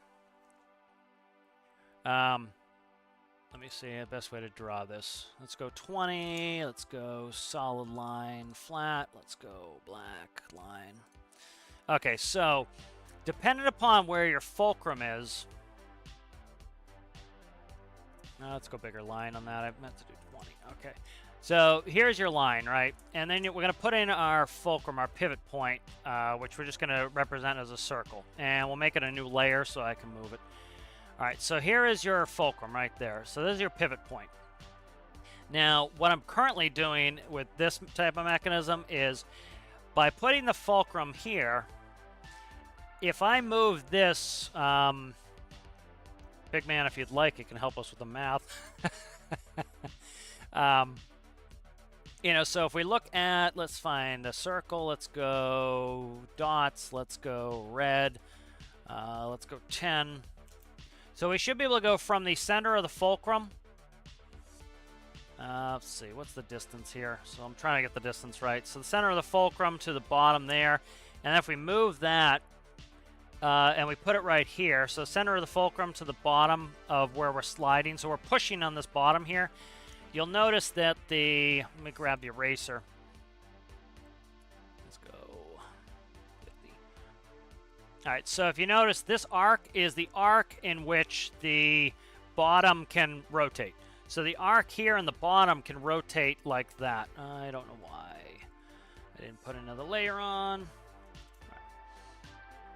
So if we go ahead and again, we'll go center of the fulcrum to the base here, and then we'll extend it out. So right here, that arc is the arc in which this bottom can swing. So this part can move up to there, up to there. Let's take our erase, and we'll erase it so we make a full arc here. All right, so that's our arc of travel. So that's the bottom piece can travel. You notice it travels a very short distance. This allows us to keep that piston very short because the distance of travel is here. So the piston is at full compression. The piston will then do very little relative extension there. And then the extension will start to increase, and this is max extension. So the extension value on our piston is pretty short. Our piston only needs to extend that far. All right, from here to here, that's how long our piston needs to extend. So that is very short. So that allows us to have a short piston. But if we look at this up here, so we would go from center of the, yes, is that 50 still? Oh, 10. We go to the center of the fulcrum, and we go to the end of this this bar here, and we make it a circle. right there. And now we're going to drag it on. You notice, so center of fulcrum to the end of that bar. All right, now let's take our erase. And now we look at the arc. What this is doing is it's using mechanical advantage to make the tip of this bar travel in a larger circle. So this allows us to have a very short piston that only needs to extend and retract by this much. And it allows us to move this part in this large swing here. You know, so it allows us to have much more rotation on this. So as this comes up to here, this one will be there. So the line should be something like that. So it gives us a bigger swing, is essentially the long and the short of that. Probably belabored. But you notice this, like, this one, because it has the longer arm and the pivot is here, it allows this to move more than if it was here. And so we can actually do a little experiment on that. So let's, here, let's do an experiment on it. So let's spawn it. Let's, I don't know why this doesn't want to grab. That's going to be a pain in the ass. There we go. All right. So that's connected. I could do it the other way. I could have it pivot here and drop there. But, so we'll extend up, and we'll just extend it till it's about a 90-degree angle there, okay?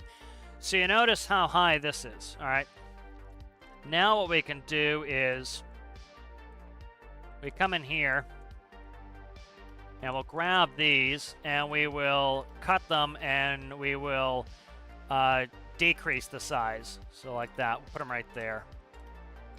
And we'll merge these back up, and we'll merge this back up. Now, that's as though I made the length shorter on the arm.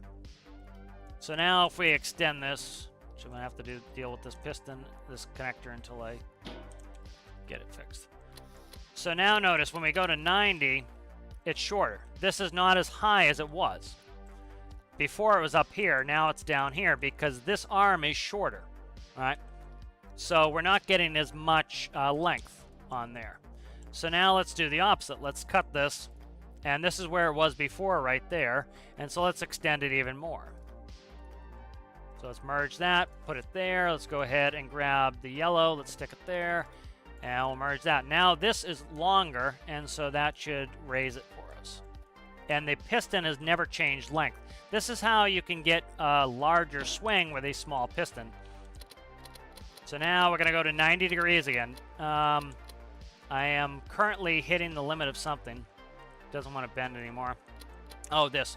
So notice that actually shows us right there where we're at. This throttle will show us.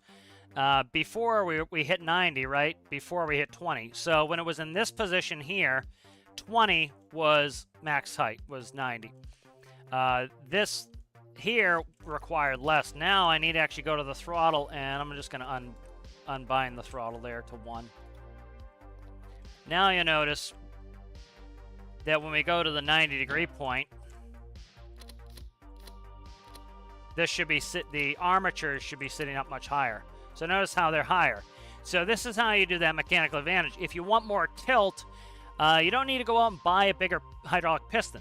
And that's an important thing in real life is, you know, for example, like say you have an excavator and it has 5 hydraulic pistons on it.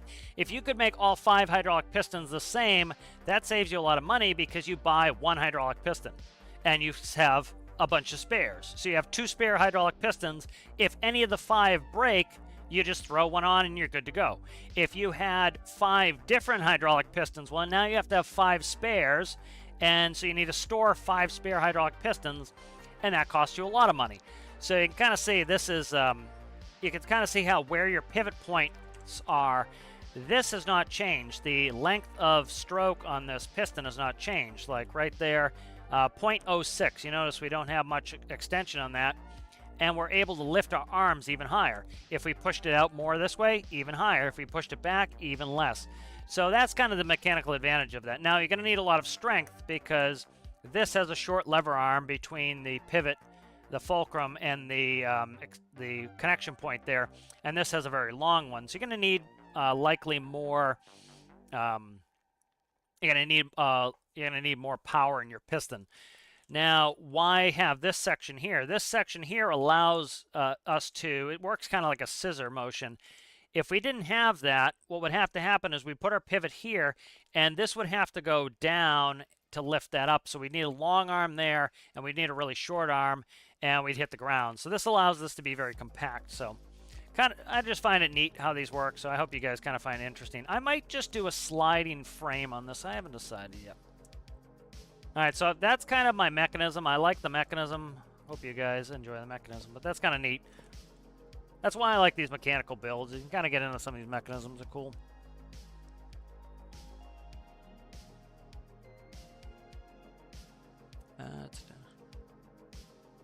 Yeah, I'm not sure what you mean, Nixorus. How's it going there, Variante? All right, let's go ahead. So that mechanism's kind of built. So I want to see how I want to do this table. So there's a couple designs. Let's bring up the. Let's look at some. Let's look at some of these trucks IRL. So we have a.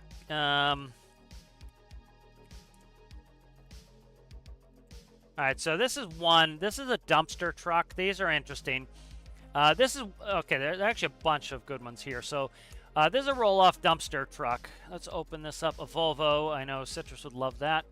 So the way this works here is, here's your dumpster. Your dumpster has tracks, essentially, that will match up with this frame. And then you have a cable. And if you look here, I don't know if we can see it. There's a couple pulleys right here.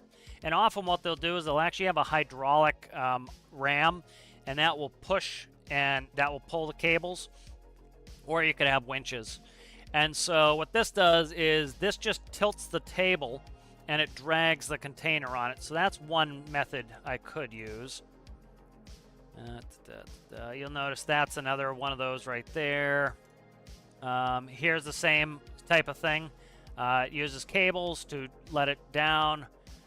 Here's a hook lift. As you can see, you can even see the hook in there. I didn't want to click on that, but I did. So if we, did I click on the wrong picture? Okay. So you notice this one, this is a hook lift. So this one's actually cool. This shows all the different mechanical changes they're making in this to make this work. So here is your hook right here. And here is your loop on your container. And so what it's doing is this piston here, notice the size of this piston. See how big and beefy this piston is? And so this piston has to have a very long stroke. And because it needs a long stroke, it is very, you see how long the piston is there. It's also, look at the diameter. This thing is, this is a big sucker. And if you look at the swing of this, is that's your connection point right there. It swings probably to about here because it can't, this piston tube cannot go into the housing more than there. And so this would probably rotate down here. So this is your swing. That's how big of a swing. Now, remember, if you hook this up out here, the swing would be like this. We just talked about that. And your piston tube would have to be double as long.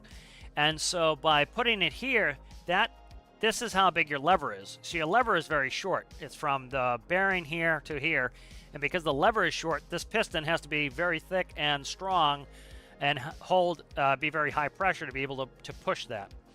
Then up top here, we have a small piston. It's not moving much. This is just pretty much to tip it.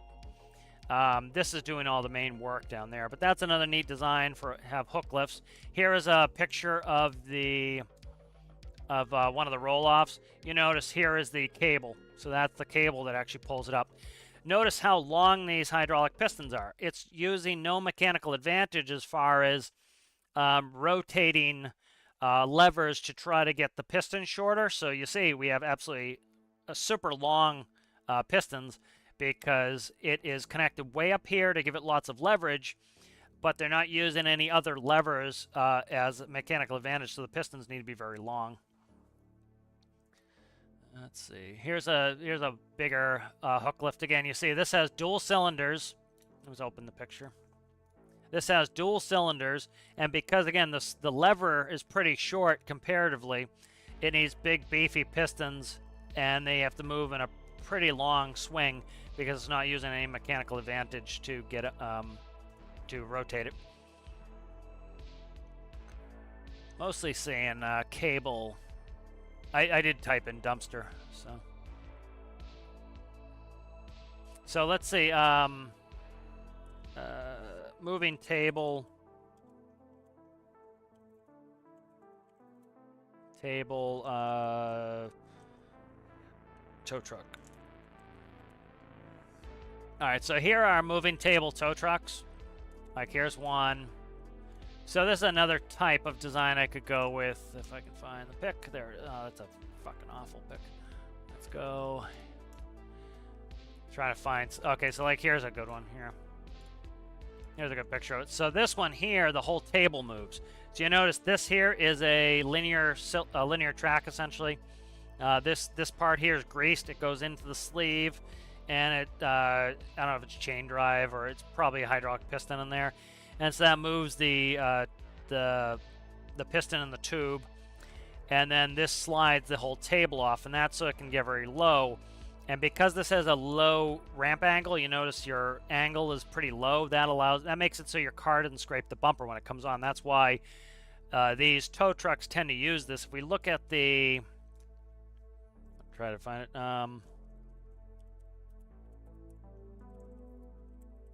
We look at like the dumpster trucks again. Like look at the angle at which this dumps it. This is much higher. Well, you'd scrape the bumper of your car. If you tried to come up on this, you'd scrape the bumper of your car. So that's why they use the different types of systems. Like, look at the height of this. You would hit your bumper there. You'd scrape the bumper if you tried to put your car on like that. So that's why they have a different system. They have these moving tables for these wreckers. Is that makes it so that the approach angle is low. You notice the bumper won't hit as it tries to go up this. That's why they do it that way. You notice here, same thing. It comes way back. We don't really need that because it's a container. And also, with your car, you don't want to be tipping your car so much that you start getting oil in your cylinders. So there's a bunch of reasons why they minimize the approach angle on these types for towing operations. But kind of interesting. Check some chat. Tractor trailer, yeah, that would be neat. Could I have a trailer with a crane on it? Yep, absolutely. There are a couple examples of that. I'll actually put that on as the examples. Citrus, I was trying to find one. I couldn't find a good picture, so let's see. Tractor, trailer, loading, container with crane. I was gonna put a picture on there. I'll do that. So yeah, like I was trying to find one here. These are all sling loads. Like this is one here. Here, I'll put that on there. So like this one here, you could do this if you wanted to put a big crane, put big supports on there. That works perfectly fine. Let me just copy this. I'm going to stick that in the Discord. I did mean to put a copy of that so you guys would know that is permissible. So that's in there too. All right, so you can do a crane if you wanted. Yep, absolutely there, Citrus. But that's what Citrus is talking about, the ability to put a crane. You notice they do these. Yep, they're not that heavy in game, so you see a bunch of operations like that. But here's, you know, this is one of those, this is a tilt bed. I made one of these already, so that's actually on the workshop. More of the sling loads there, so some neat stuff. This one's kind of neat. No, it's just the mechanism. That's a sling load. This is kind of neat, side load, sling load, so you can put pallets on there. But bunch of neat designs, so I think, you know, that's one of the reasons I chose this, is it gives you a lot of options to really come up with some innovative and some cool designs. A lot of cool mechanisms. I really like that. That really, it lets people be a little bit creative, you know, and that's always desired in the challenges. Either way, you know, you could have a crane on the truck. Cranes are a little bit challenging, but again, you know, if you guys take risks in these challenges, I tend to reward those. Like, I see somebody take a risk, that's right off the bat, that it makes it special, it sets it apart. But I hope this kind of makes sense to you guys, the different mechanisms of how you can use a mechanical advantage. This is a really neat trick to do this, is the ability to have, like, see how it's one nub allows us to move this higher and higher the further we have that out. So little things like that. Let's see.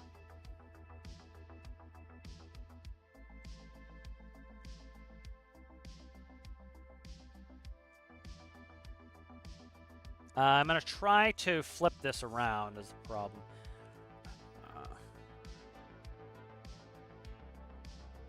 Problem is this piston here. I need the piston to attach to this, and it doesn't want to attach. You know what I could do? I bet I could do this. Let's do this. Let's go ahead, and I'm going to try this. Let's see if this works. So essentially what I'm going to do is I'm going to make it like this so that that piston can't fall down. That's as low as the piston can go. So now, okay, let's see if it attaches. Still a little low to attach. Okay, so let's try this. So this will be a little trick to try to get this to attach. So there's some neat little tricks you can do to try to get this to attach. The problem is this has no collision in here, I don't believe. So let's see. Let's go walk on that piston, see where the collision is. So like these pistons, oh my god, why can't I jump? Jump. Okay, so like see, the silver part has no collision. The tube does. So keep that in mind. You can't use the piston as a collision, or the silver part as a collision, but you can use the tube as a collision. So what I could do is this.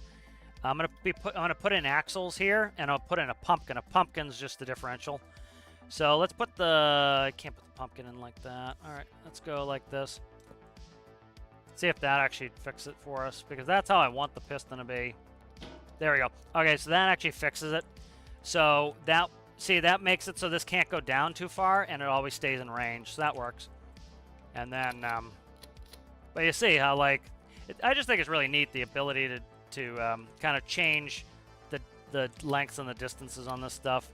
Like, see, actually, now, I was talking before how if your parts become parallel, remember we made that parallel setup?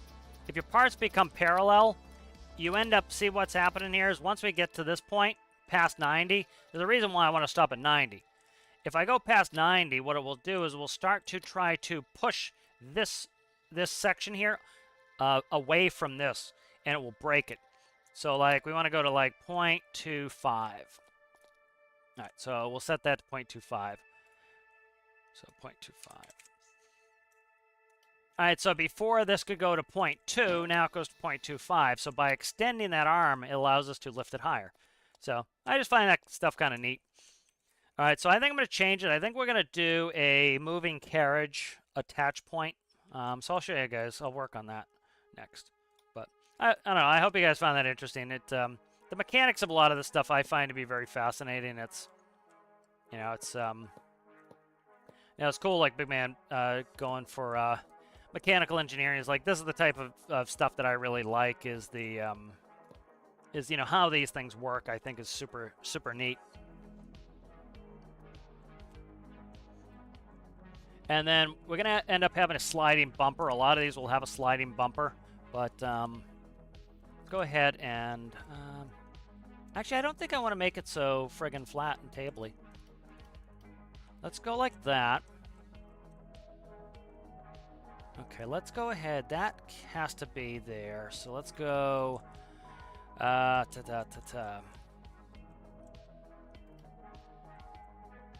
just kind of thinking about how I have to set this up.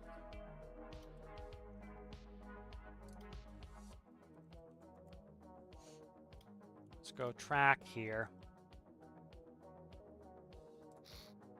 All right, let's go track there like that. I like these tracks just because I don't have to do a lot of the chicanery with the linear tracks if I do it this way.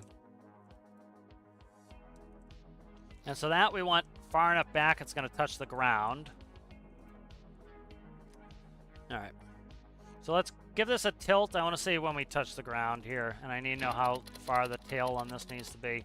So that goes to 25. That's going to have to actually stick down even further. So I actually want this to raise up higher. So because I don't want the tail to stick off so much. So what I want to do here is again, we use, that little bit of mechanical knowledge to understand how to extend this. So we can extend out all the way up to here, frankly. But we will, we'll go to here. Screw it. We'll go even further on this. And so pretty simple. We'll just cut that, move that up here. All right, and we'll merge these up. And then we'll put in the center shaft there. All right. And so this should let us extend even more. So we were at 0.25 before. Let's see where we can get to now.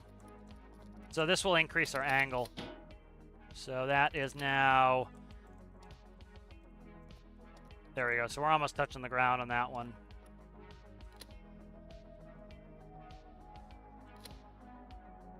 So we can go to about... I don't want this to go past max, or else it's going to shake and be obnoxious.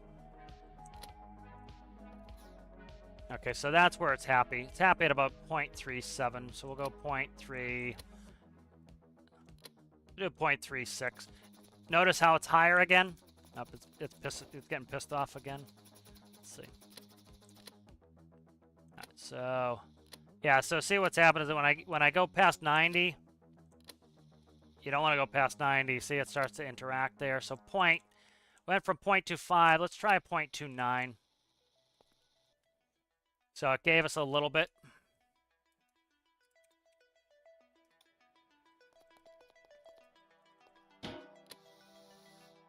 All right, 0.29 is good. So now you notice it's sitting up even higher. That brings our tail down. Nice. All right, so that's good. So I think we're going to do it more like a roll-off dump truck. Roll-off dump body, rather. All right, so let's go. I want to get that touch on the ground, so let's see. All right, so that's about perfect right there. And then what these often have is you can't have anything under there so they can pivot. So what they have is they have a sliding bumper, and the bumper will actually slide out. The moving table. The moving tables have that. Like the tow trucks. All right, good. Let's see. So that length is pretty good. Let's go like that. I actually want to move this forward one. Like that. We'll put it right up against the body. All right, good. Let's merge that. All right, and then what we want to do is, so the containers are 11 wide. And the track segments, let me quickly grab one. I want to see where the track segments are. Track segments are right on the edges. Okay. So at 11 is the track segments. So let's go. So that's what, 1, 2, 3, 4, 5. All right, so that is 11 right there. And then we'll go track.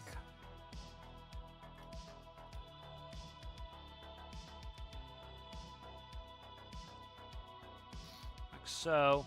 Why did I want to go up higher? I don't know why. I might have to go up because... yeah. I don't want to rub on the tires. No, that's alright. They're over the tires. I just want to make sure they weren't rubbing the tires. Alright, so those need to be grippers. This is the thing that annoys me with this game is they make everything huge. Like, I need gripper tracks to hold it. So I need to put grippers on there, which...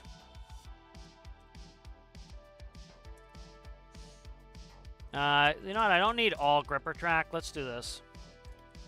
Let's go like this.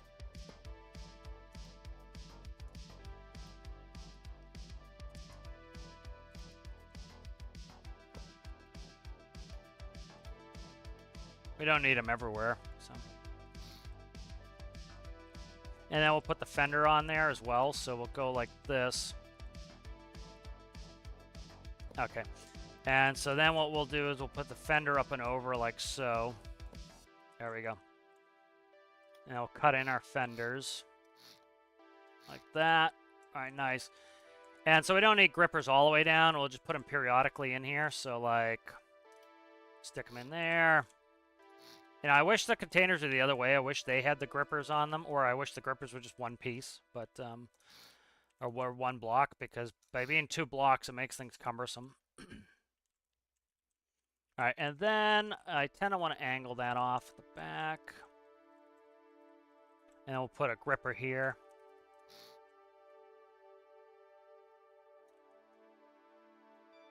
Actually, I probably don't want the grippers in the back like that. And then we'll go like this. And then we'll cut that by 4. We'll take a wedge.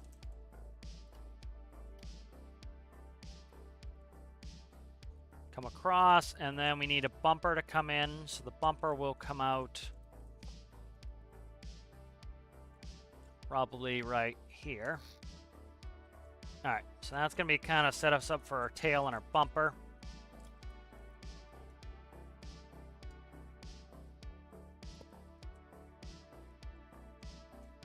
All right, so I guess it's going to have a full table. So that will work there. All right, so that's kind of the table, and then it's going to have a sliding bumper. All right, and then what we want to do is put on the carriage for this.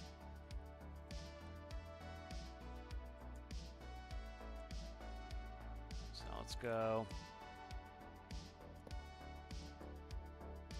Why it won't let me drag to the side? I have no freaking clue. There we go. All right.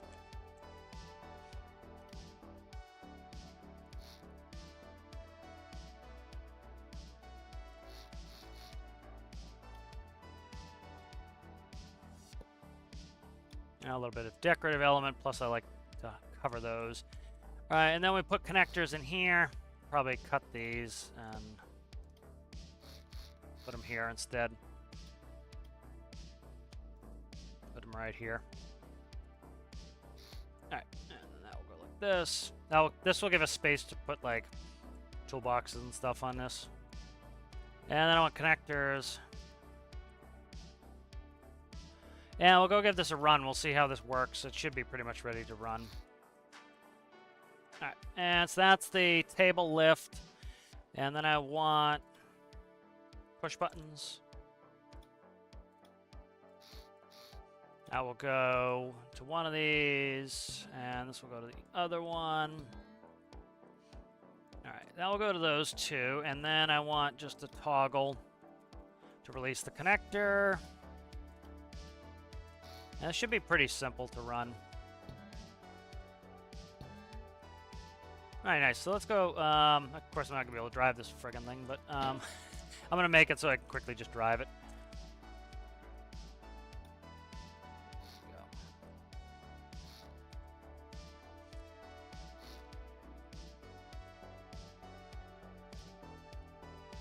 And so, you know, I'm going to build this along with you guys for the next couple days, probably. I'm kind of enjoying building it. And I'm going to make everything from scratch. So I'm going to build all the microcontrollers from scratch. Again, you don't have to build them from scratch. You can use your stuff, but it has to all be your microcontrollers. You can't go do, you know, the standard same old microcontrollers that you use on it from other people. That's kind of the point of this is, you know, that you have to make everything yourself and take you out of your comfort zone. You might have never built X, Y, or Z before, and now if you want to participate, you got to build X, Y, or Z. So it kind of gives you that imperative to learn how to do these things that you may have put off in the past. And so that's kind of why I have that rule going is, you know, it makes it so you kind of get out of your comfort zone. There are people who've never built, you know, modular engines, and that's one of the reasons I like doing that. And also, you know, this way you can't just take somebody else's modular engine and make it work. You have and put it on your build. You have to learn, and that's at the end of it. Hopefully you're gonna learn a little bit more and be able to do it.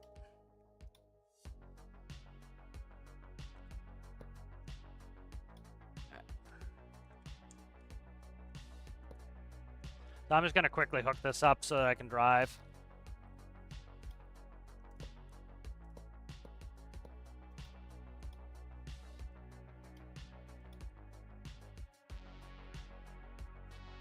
I don't know if Rasmus is still here. I probably didn't notice. I did end up putting the that different gear ratio on the front of the tractor. All right, just gonna do that, and then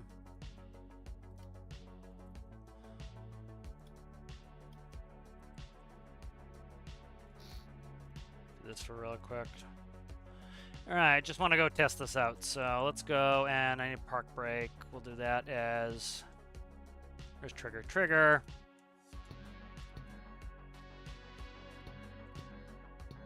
Alright, there we have a brake on there. And then this will be AD. WS will be here. AD will be here. That will go to...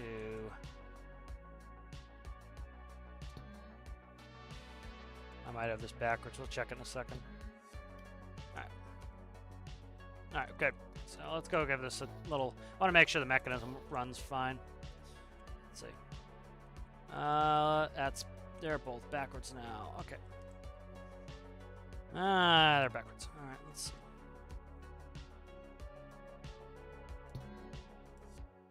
Alright, let's go.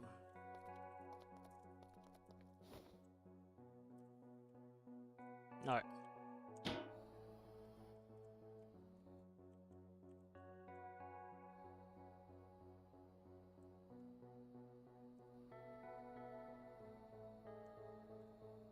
We're checking ground clearance, see if I do a high center. High centers where you hit the bottom.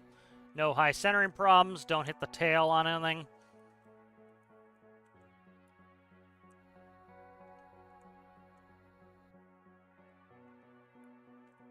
And it's a straight back. There we go. I'm just gonna... That's why I put the brake on there. Is it toggle? It is toggle, okay. There we go. Alright. There we go.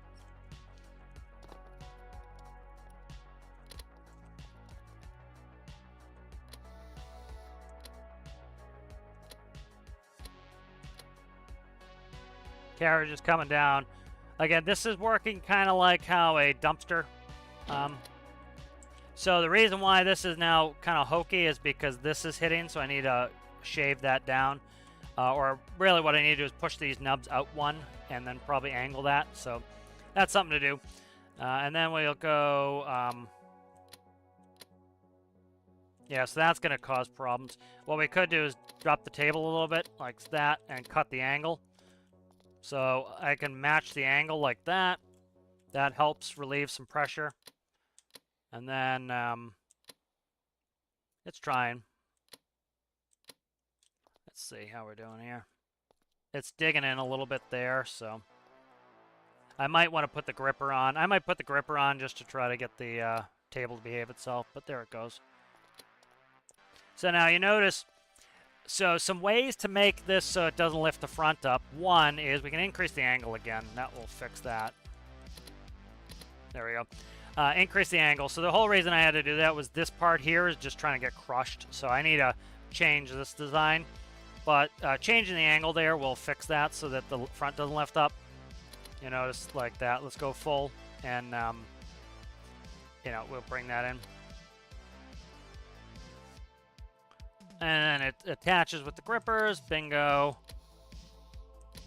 And there we go. So.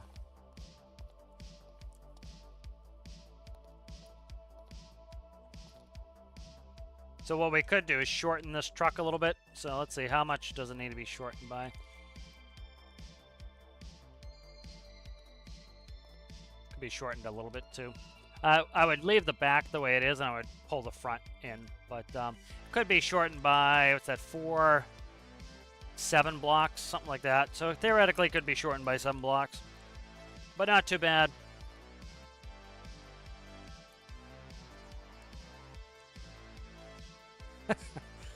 The torque of an electric motor, and I have no brakes. It's in the drink. All right. I was going to put a small electric motor on there. Let's put a small electric motor on there to cause me fewer problems. That was way overkill. All right. So that first test went pretty well, despite the drink. That works pretty well. So what I need is to extend these nubs out. And let's cut that to here.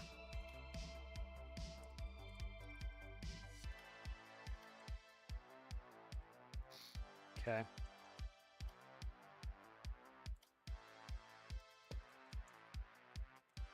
And let's go 2 on those. This will also help this. This will, by extending these nubs, it will reach past the end here. That will help as well.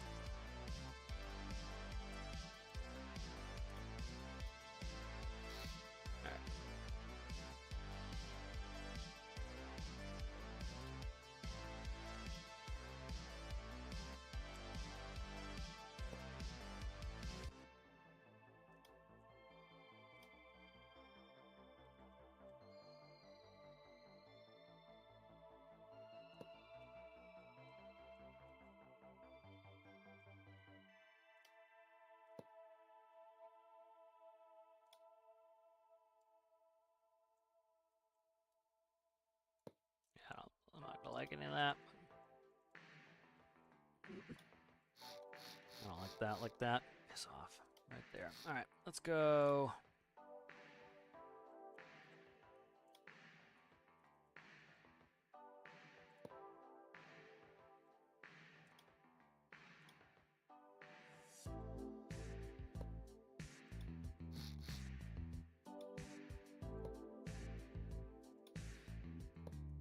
Go. Alright, let's try this one. So that shouldn't crush it as badly. And the motor's much more reasonable having a small electric on there.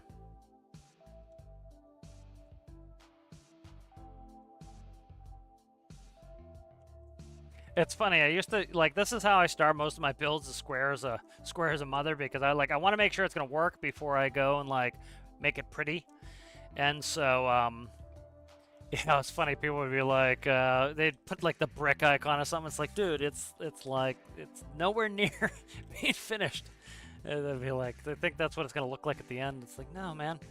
Because, like, some people, they build it pretty from the start, and I don't do that. I like to make it functional first, because if it's not going to function, then why am I even building it? You know, so it's kind of why I don't bother about pretty till later. Okay, good. Let's go and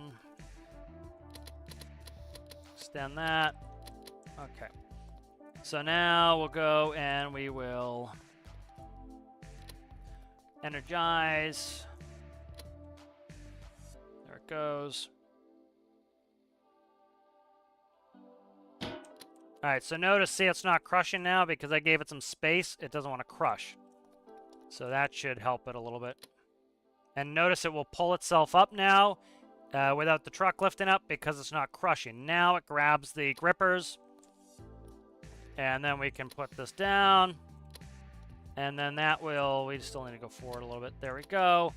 And this will lock in once we get it all the way up. But pretty simple mechanism. This is less of a sliding table. I'll show you, I think I have a sliding table tow truck I made last career build series, but, you know, again, the reason why you have that for cars is look at this angle. I'll show you when we put it back down. Like, this angle is horrific. Like, that would be scraping your car's bumper the whole time on the, like, right here, you notice that would scrape the car's bumper. So that's why, like, when you have a dumpster, you don't care. The dumpster has these wheels on it. It has these metal wheels that roll.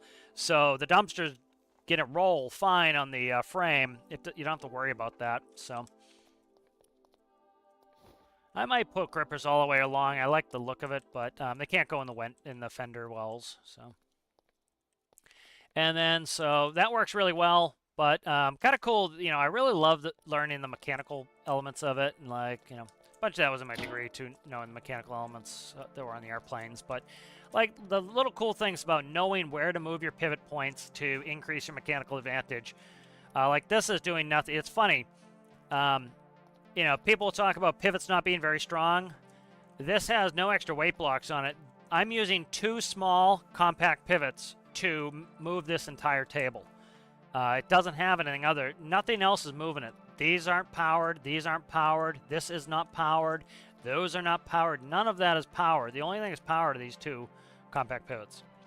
So, yeah, that's the power of having the game run on high physics, which is what the game is supposed to run on. You know, if you have a game not on high physics, you know, you're making a concession. You're saying, okay, I don't mind if the game runs worse than it should because I have a potato PC. And that's the whole reason why they add that feature is if your PC cannot take full physics, then it allows you to have less of a PC, essentially. So you kind of have to consider it that way. All right, so there is the... that works pretty well there. All right, so I'm digging that. Scale looks pretty good. Let me read some chat. No Titus. Nope. I don't know. That, yeah, if just make it, you can make it Titus compatible if you want, Citrus. Yeah, I'm gonna no Titus Citrus. If you were to complete, I don't know. Let me see. Put that in the discussion. I want to hear what people think, Citrus. Because I get your point. Is you'd have to make your own tractor trailer system. It's tough. I could make the rule. I could just allow Titus, or I could. So if you don't know what Titus is my tractor trailer integration system, and it standardizes, you know, the tractor trailer system that I use, and you know, so why Citrus is asking, he's going to make a tractor trailer. I'm trying to decide. Because I'm of two thoughts. If I allow Titus, you know, so one thing is I could allow you make your own stuff or use my stuff. I would kind of rather everybody learn how to make their own stuff, but the Titus, you're really not. Why don't you make your own Titus, essentially? If it's exactly the same, that's fine. Just rebuild it. Yeah, if it's, you know, if make it Titus compatible and you can change it afterwards. I think the benefit is if you had to make your own system or even like copy Titus, like, you know, you don't have to perfectly copy it, but like copy some of the stuff going on. That way you've gone through and you've learned how the system works. That's part of why I put that rule in, is I want people to actually take the time to learn how the systems work, instead of just like downloading something and using it. So if you were to just even like copy it to a certain extent, that makes it so that you learn how it works. So I'll say no on that. But if, you know, people can put that, if you want it, put it in the discussions, and that's certainly something that can be discussed as well. Yeah.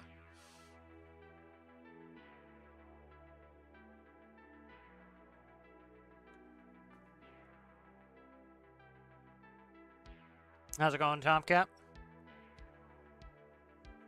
I forget what I mentioned Rasmus for. Oh, the gearbox, yeah. Yep.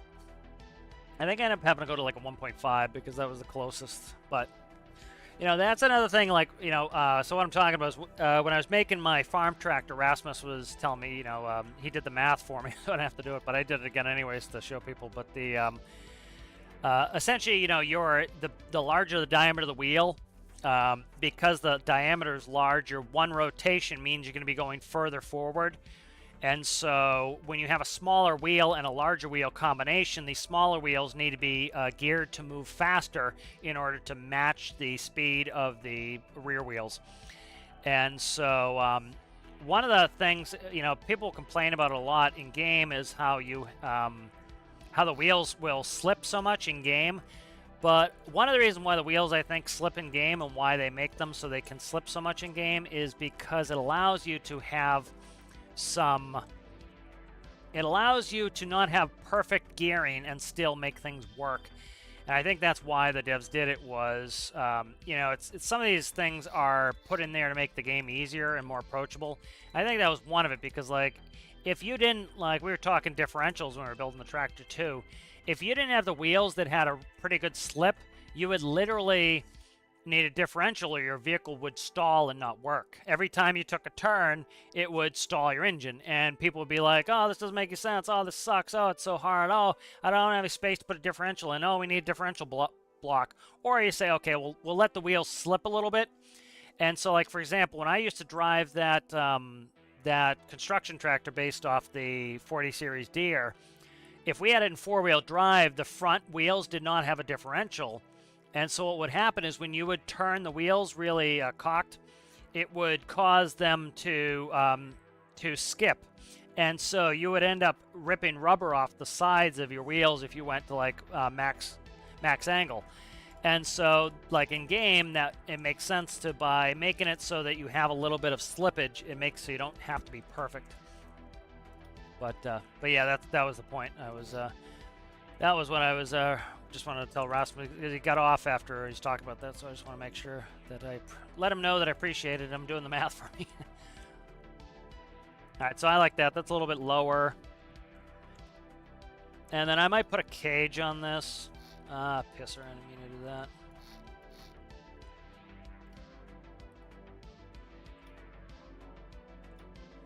So, you know, you wouldn't want what's in the back coming and hitting you in the window, so I'm going to just put in a little bit of a rack on here. This will have a little rack so that if the container were to, you know, if you're getting an accident, the container wouldn't try to go through the cab. You'll see this a lot in trucks. We used to have these. I'll show it to you on a shifter. We used to have these on the shifters. They're still on there. But, let's see. I just don't drive them anymore. All right, so let me quickly, I'll find a shifter here in a second.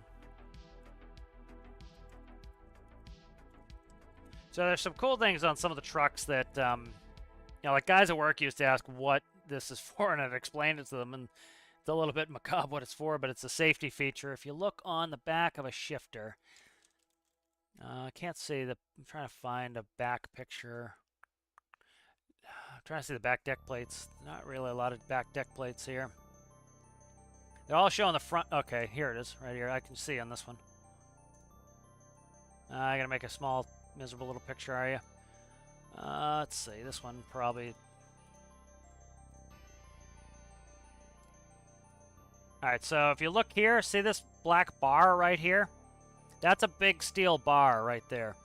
And the reason the steel bar is on here is, let's say you back into a trailer fast and you miss the pin. Well, now you have a big, heavy trailer, and it's going to rip the cab off and kill you. And so what you have is you have this big steel bar. And so if you back into the trailer hard, this steel bar is permanently affixed to the frame. And so the trailer will hit this bar, and it can't break the cab off and kill you. So that's kind of why I put that rack on the back, is to, that would be protect you. Here's, yeah, you can see it here on this picture. Let's see. So like if you look on this one, see these two bars here? There's this one here with the hole in it, and there's one here. That's to prevent the trailer from, again, if you miss the pin and you went under fast, the trailer would hit these two. They're connected to the frame, and it would stop you and not kill you. So kind of interesting. So that's why you'd have a big rack like that, is if the, you know, if you slammed on the brakes, you got an accident, something, and the container wants to keep moving forward, it would hit this rack, and it wouldn't be able to push through the cab and kill you to death. Let's see.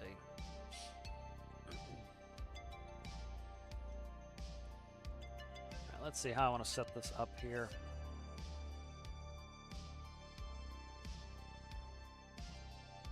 Okay, this is all. Trying to do a locking mechanism on this.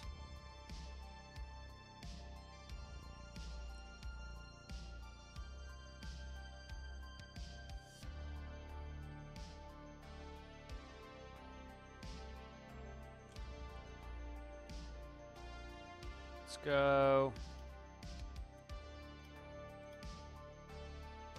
Nice thing is these hard points, you can kind of have them sticking out a little bit. So we'll do hard points like that. This might hit the tires. Nope, that'll work. So this is going to be kind of a little weird thing, but it works. So let's see. From here, I want to go down. Like that. Let's see what colors here. Where's my phone blowing up?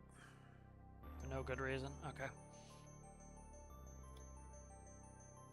So that will go down like that, and then I want a hard point like this. Okay. So when this goes all the way up, it will connect. So. And that will lock it into place for travel. And then I'll make a microcontroller in a second, but for now I'll just go like this. This will be we'll make that part of the disconnect as well. So this will disconnect. I'll just make another one for now. Make another toggle here. This will be hardpoint disconnect. All right, hardpoint disconnect right there, and then this will plug into these two hardpoints here. All right, and so that should lock it into place up the top. And then so now if I try to move it, it should not move. And then if I disconnect it, it moves. And you notice that will move with the bottom. It's just kind of hidden under there. Kind of just hidden and out of the way.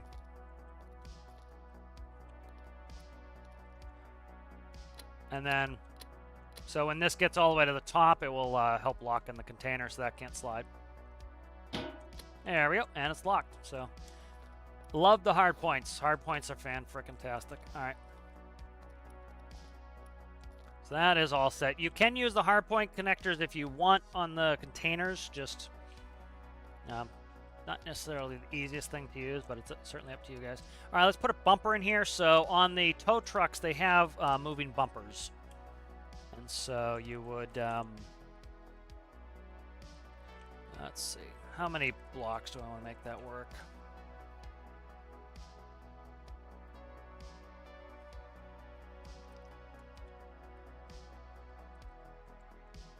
Where's that block going? That is in the middle there, so I can't impede that at all now. So not the end of the world. What is that? That is the connection point there. And what's this? Okay, that's the pivot point, so it can't come in there. It has to be on the frame rail. All right. It's gonna be a pain in the ass a little bit. Not too bad, but a little bit of a pain.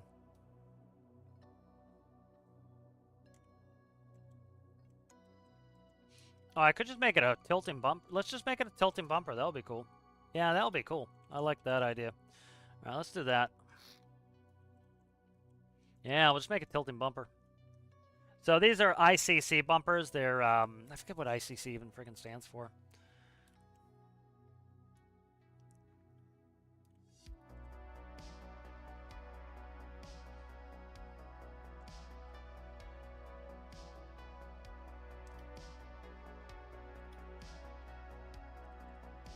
Pivot.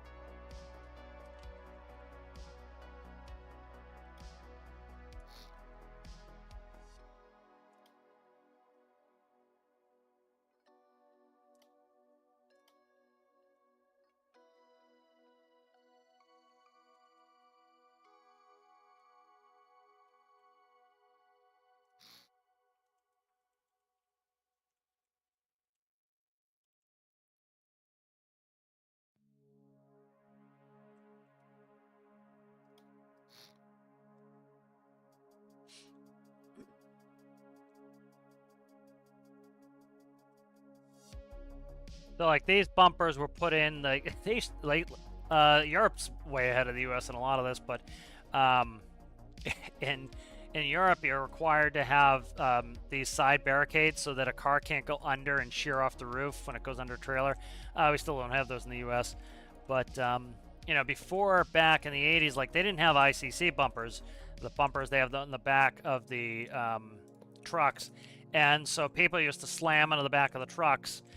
And they would shear the top of the car off, and of course that turns like what would have been just a bad accident into a fatality.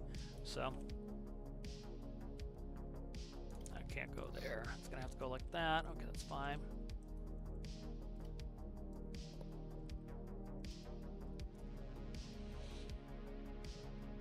I might allow T-Citrus, so just keep that in mind. Because it's really, I don't know. I haven't decided yet. So that'll be the bumper there. So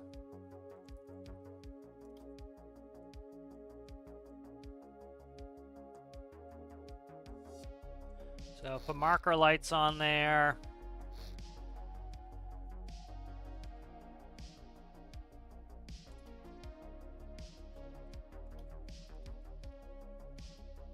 I might make some different lights for this, but I don't know. All right, there's marker lights on there.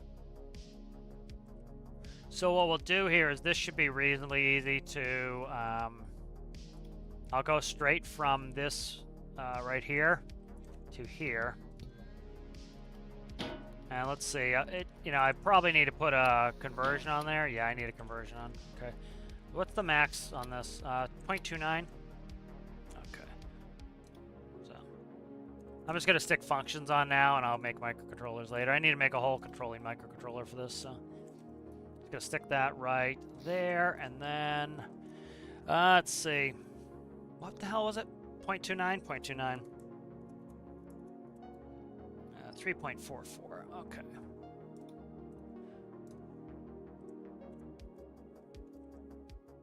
So I just did 0.29, 1 divided by 0.29, and then that will make this 1, so that that bumper, when this goes up, the bumper will fold. So essentially this, you notice, see it folds the bumper all the way up automatically when that goes down. So pretty easy. And then as it comes out, the bumper will automatically just fold right out. So pretty clean and easy there.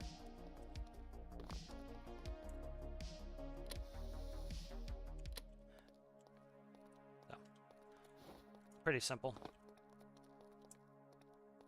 I don't know how I like the notches sitting there, but it's not the end of the world.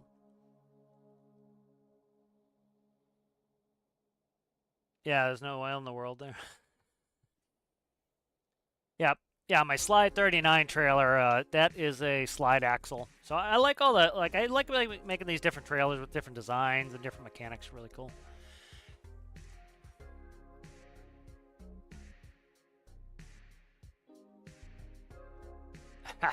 More than you see there, yeah.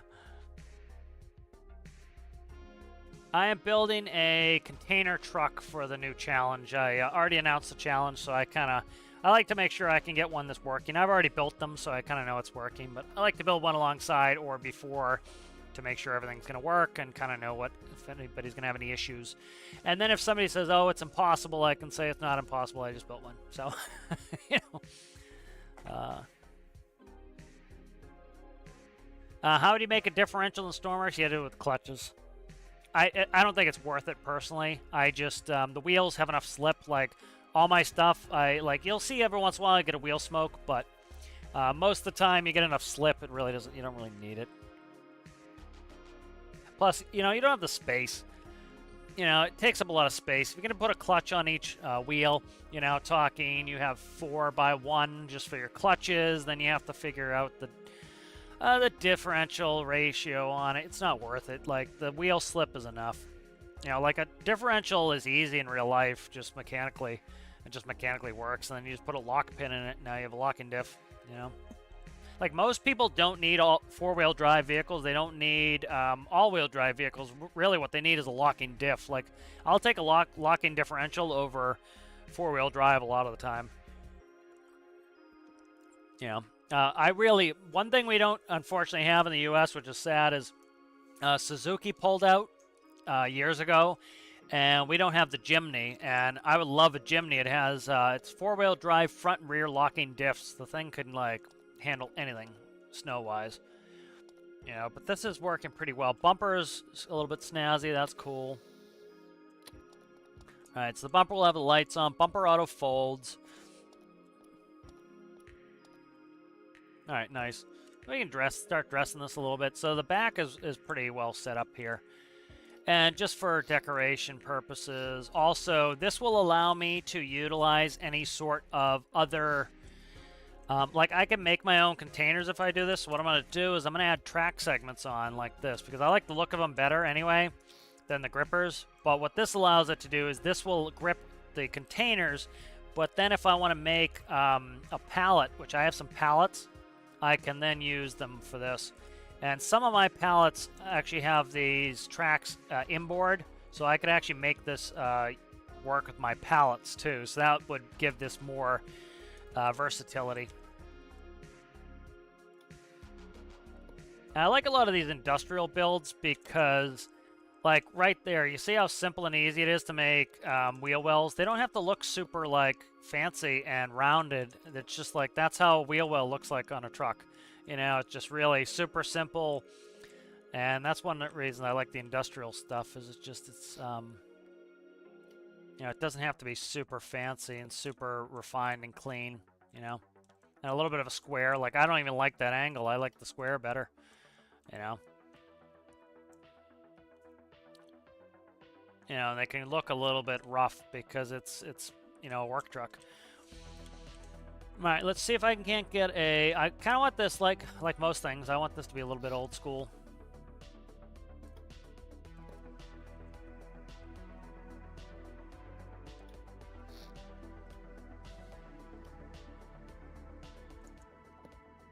So I'm interested to see people, you know, working on like how they work their transmissions and stuff like that. That'll be interesting to me to see how people get that all that worked out, you know.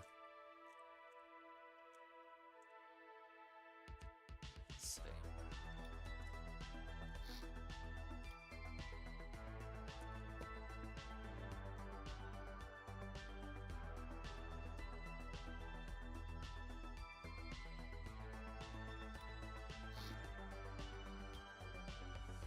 I don't want this too modern either, so I'm trying to.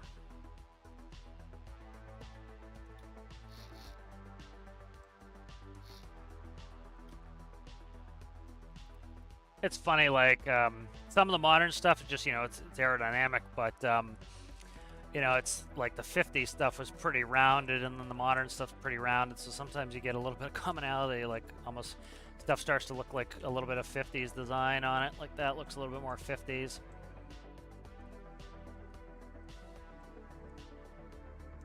See if I like a rounded fender wells or not.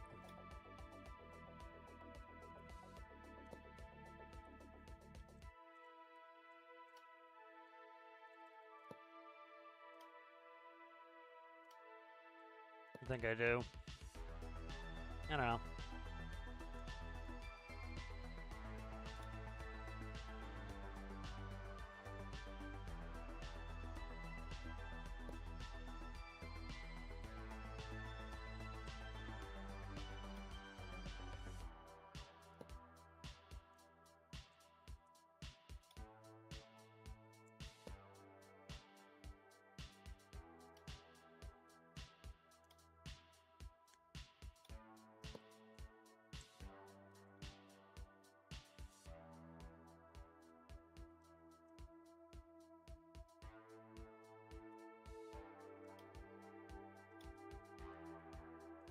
Ah, don't want to do that. Okay. I forgot that's hooked to a bunch of shit, so.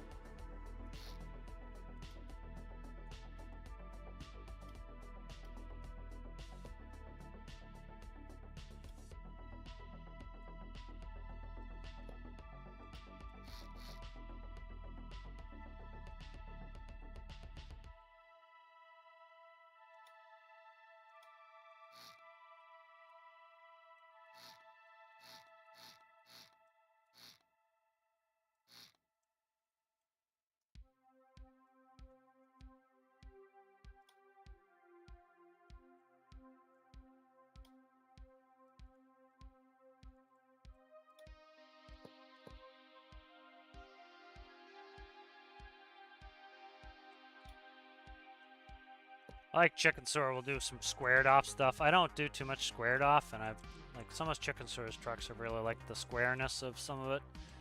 But I get a little afraid of some square sometimes.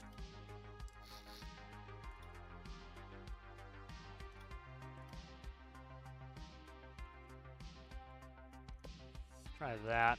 This is a little bit more modern, kind of like Anthem Mac medium duty, kind of eyebrow on it.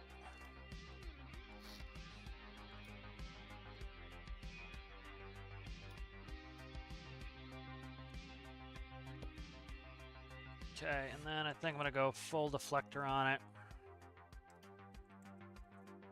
And then a back, kind of a line and then a back flow on it. So, yeah, liking that already.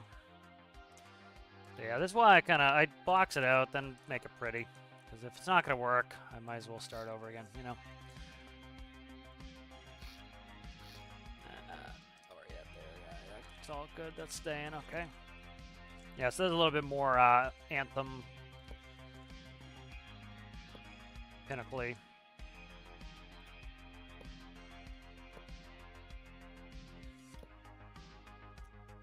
Where did I just put that? I didn't mean to.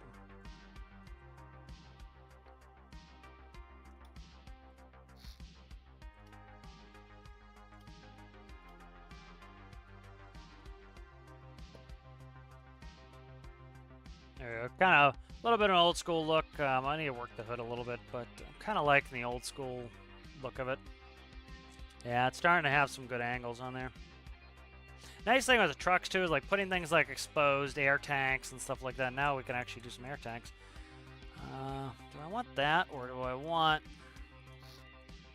just angle it off like so? Thinking this, that's I like better. Like just the steps in trucks give them a lot of cool detail as well.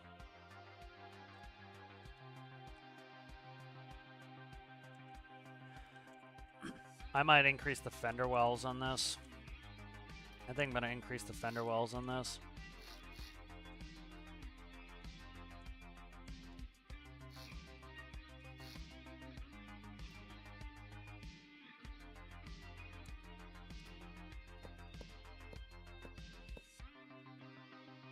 Yeah.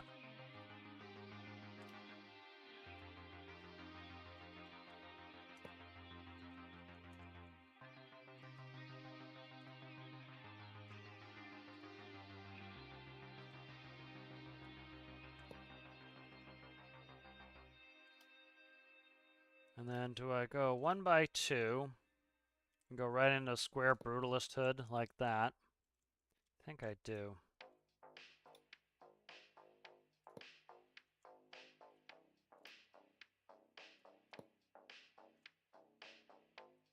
Yeah, a little bit of bigger fender wells. I don't know. I have to then fix this here.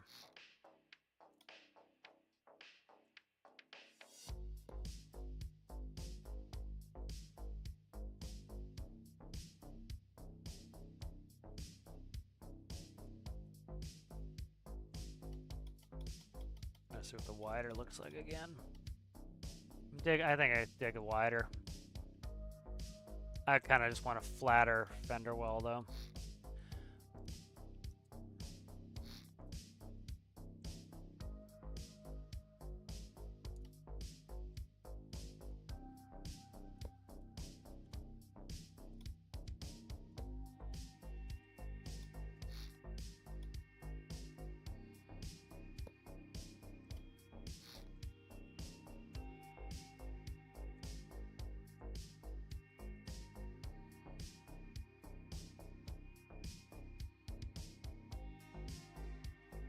Yeah, I'm digging that. It looks pretty good. Read some chat.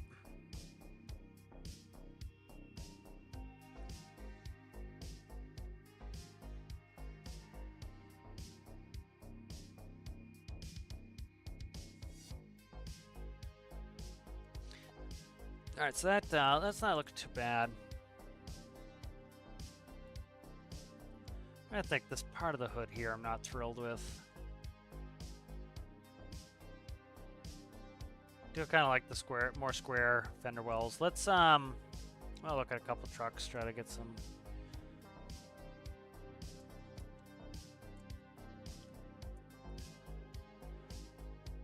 Get some inspiration on some of this.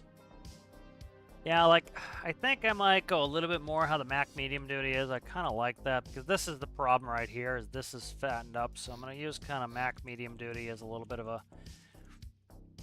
So what I'm going to do is go here, screw all that off, and then I want to take a 2x, like that. There we go. So a little bit more modern on this element of it.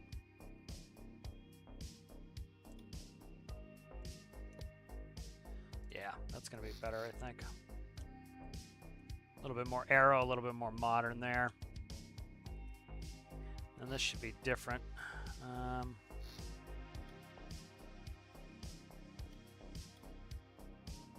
We'll arrow this up a little bit.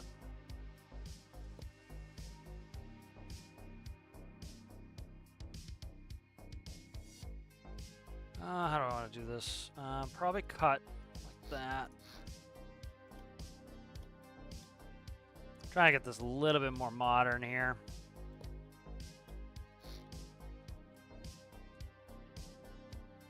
I'm not going to be able to do twos on that because of the way that sits. Okay.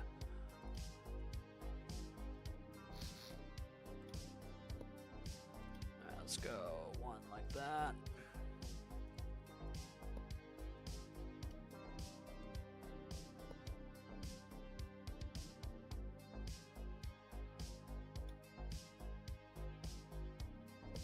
So do a little bit more modern here.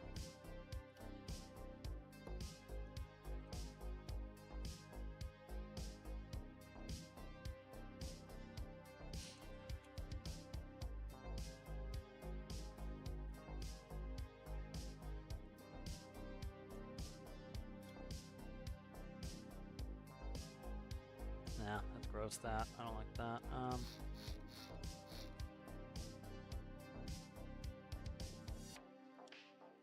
Yeah, I'm trying to put something different in there, but this one block's gonna screw me here if I do that. Yeah, that one block screws me there, so I have to kind of. All right, let's do something. Let's do this.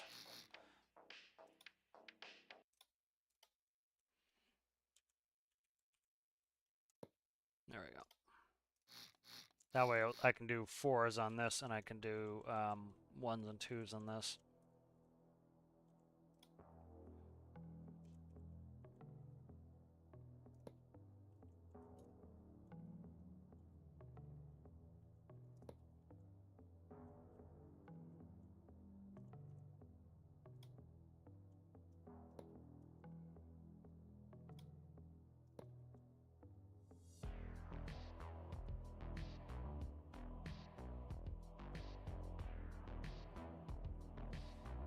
I might drop this fender by 1. I think I will.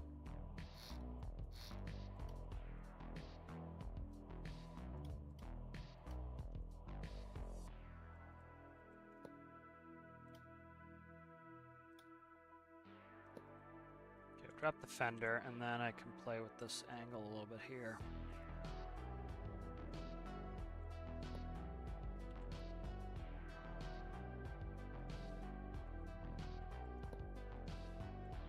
It's a little bit more modern.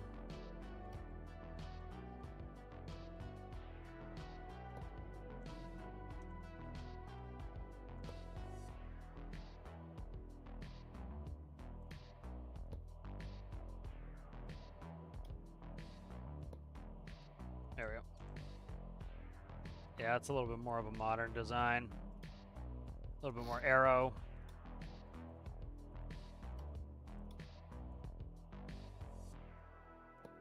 Yeah.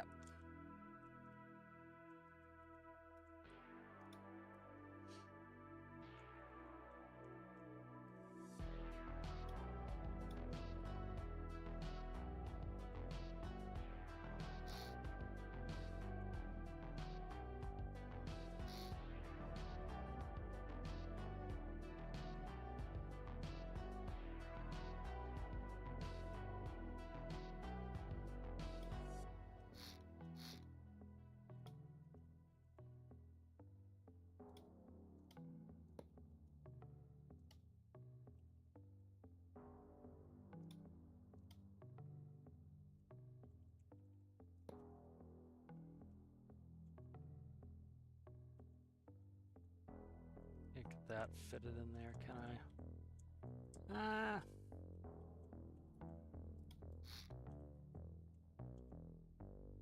No.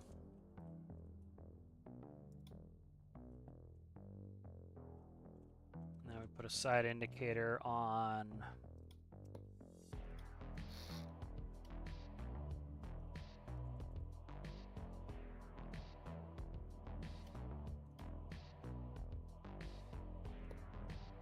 there. Alright, that's a little bit more modern.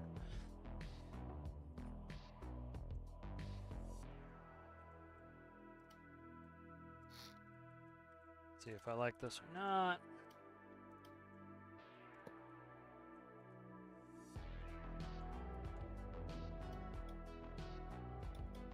I'll stay with that. View's pretty good in here.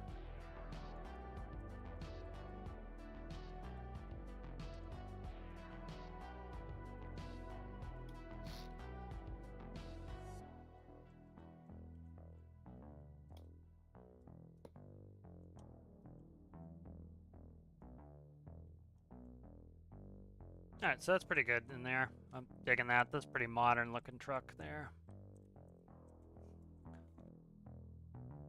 Now we can actually put in some air stuff that works.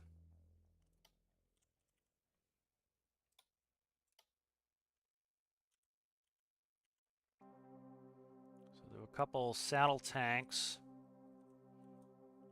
underneath the bed here. Put a couple saddles there. Insanely large of the larges. They're just too tall. So they're not gonna fit in there. They'll be too tall to go under, so we'll do mediums. This isn't gonna need this much fuel anyway, but right, so there's my saddles, and then we want fillers.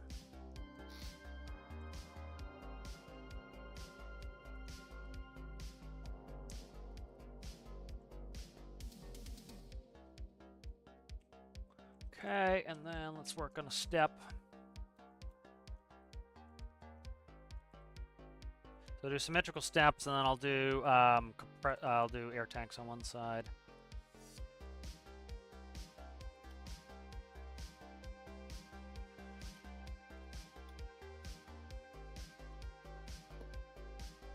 Okay. So let's go undo that, and then one up.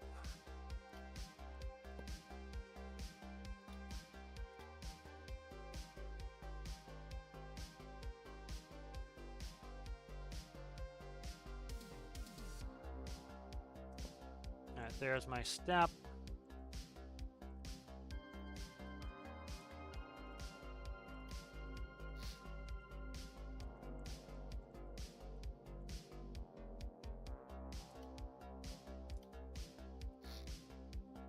Yeah, that's very modern looking with the big windows.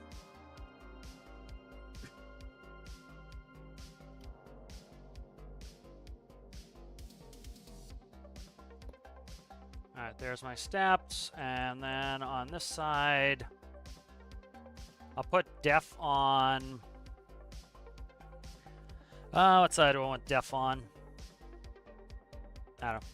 Figure out def in a second here. Diesel exhaust fluid.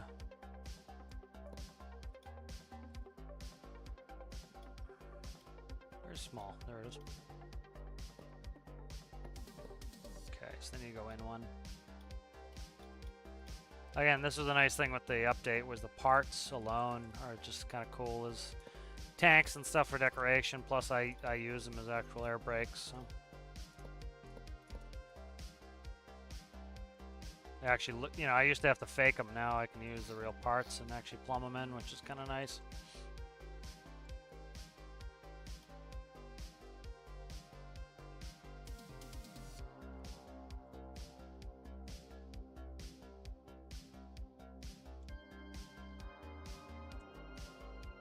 I think, do I want to fake a def tank or what? Let's look at parts. I want to see if I have something that looks kind of like a def tank.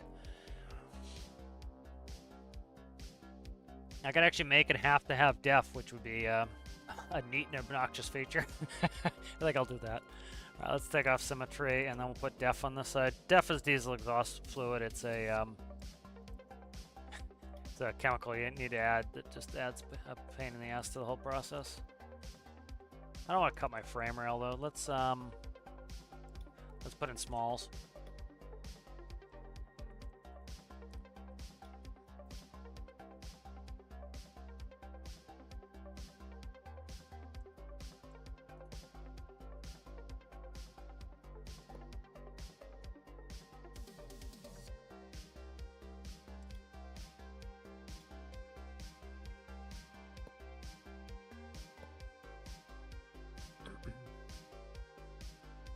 There's def right there.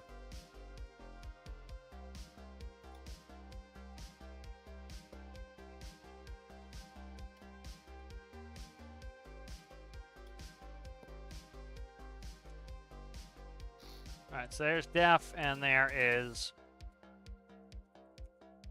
regular fuel. Let's go.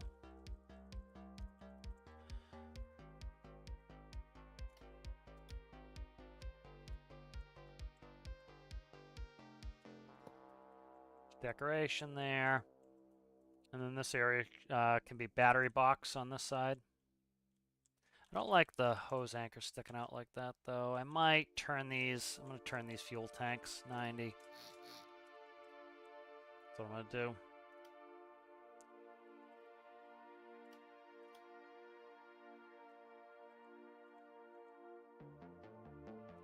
Let's cut the frame rails if I do that, though. No, I don't. Yeah, I kind of do. They stick up past the fenders. Do they stick up past the fenders? They don't, but... Here, let's do this.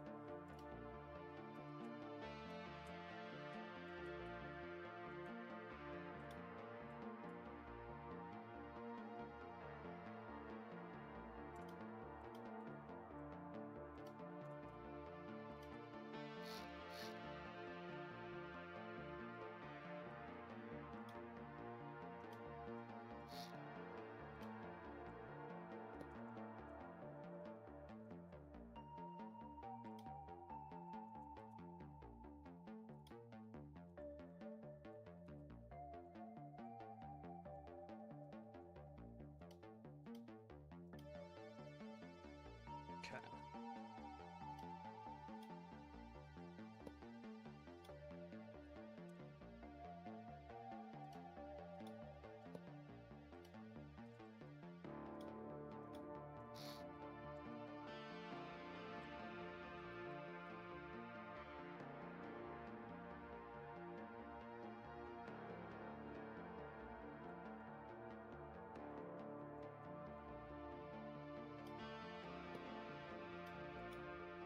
Did I move that too? I didn't. Okay.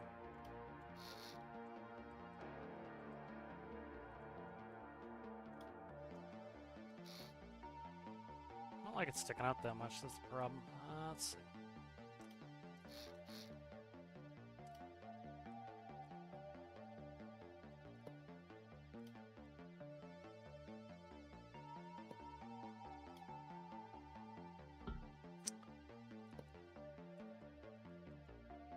That's better. All right.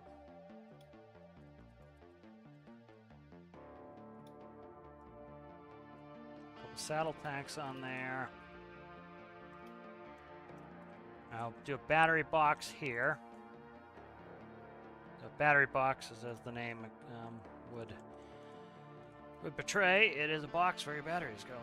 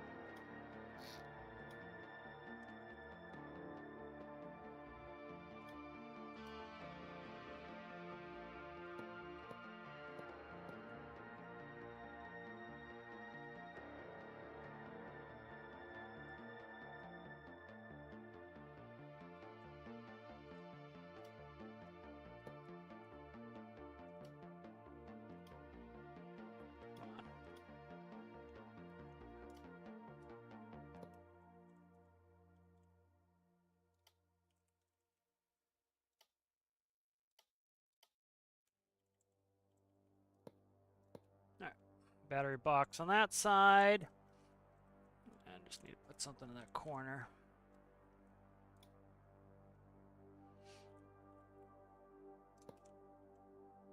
There we go. So there's battery box on that side, and we have the def air tanks, and we have the fuel on this side. A little bit of decoration is nice.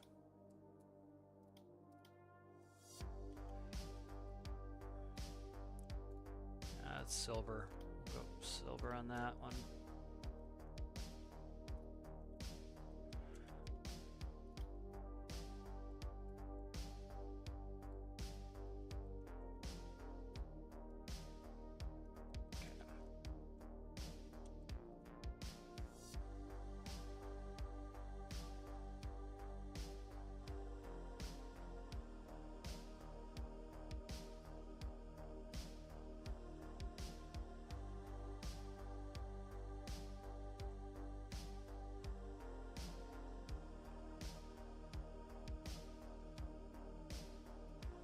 That's kind of a fun build so far. And, what's the least offensive blue color? That? Okay.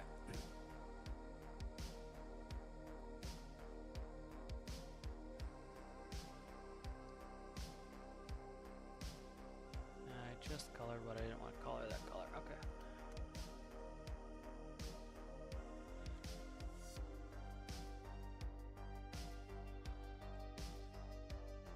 Alright, nice. Fix chat.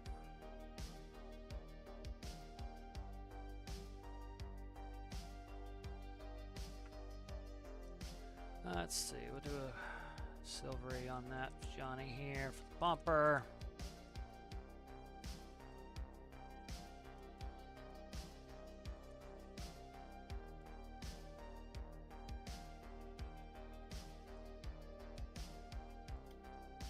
Like a grill.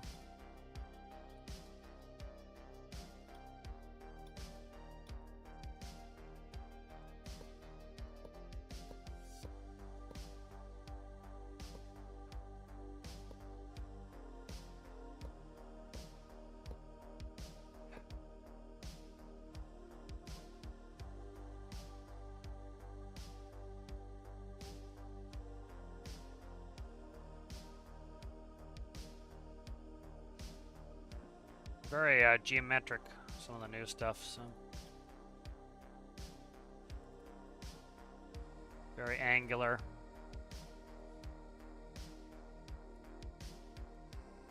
Probably should be able to get a kind of cool grill pattern going. It's like they have plastic facades on them, so it makes it a little bit easy to get some cool design work on them.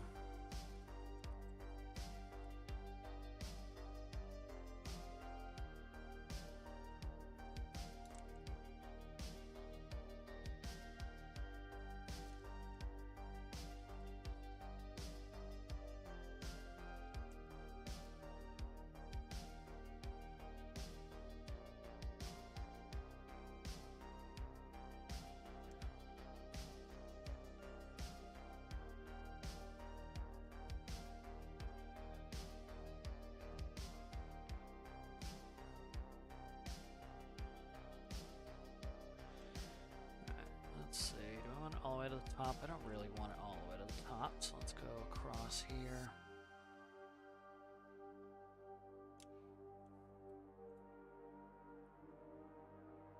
All right.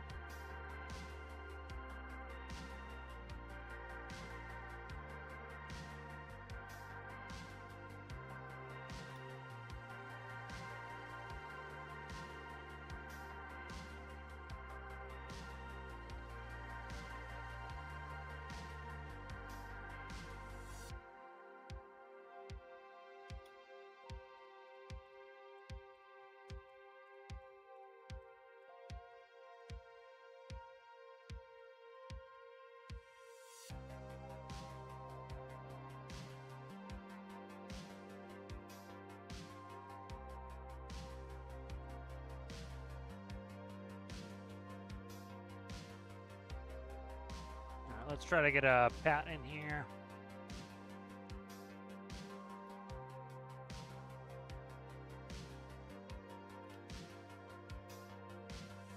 Alright, so where's the center block? Center block's right here, so it's gonna be a pain in the ass to get right.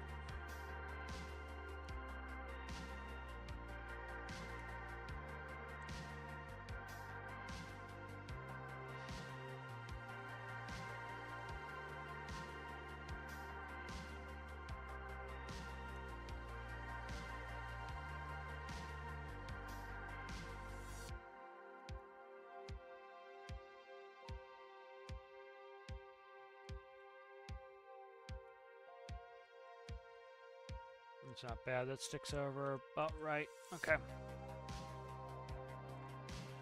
Skip a block. See how that shows up when I actually get the contrast colors in. So this is the much more modern, it's like a plastic grill, so it using dark blacks to try to get the plastic grill in there. So I like it.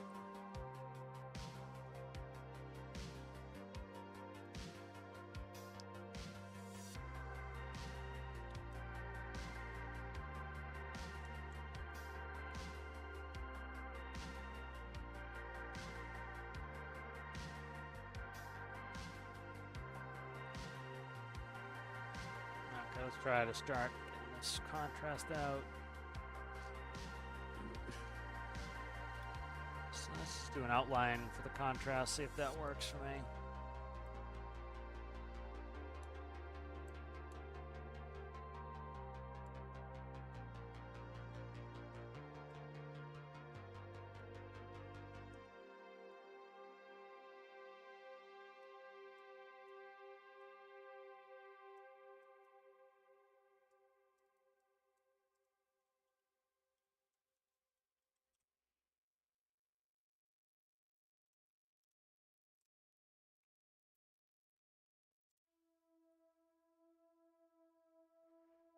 Let's not do that. Let's go like this.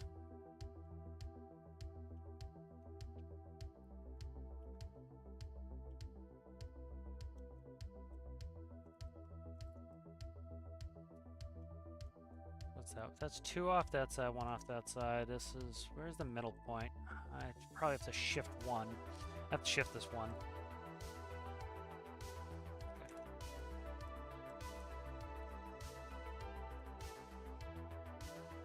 Could strip the P a little bit there and make it like that. Yeah, I'm gonna strip the P, I think.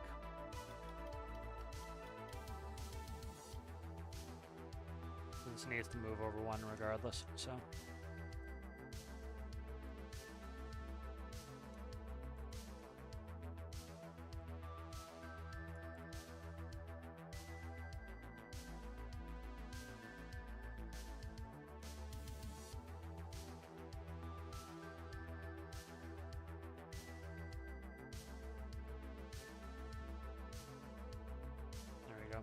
That's centered now.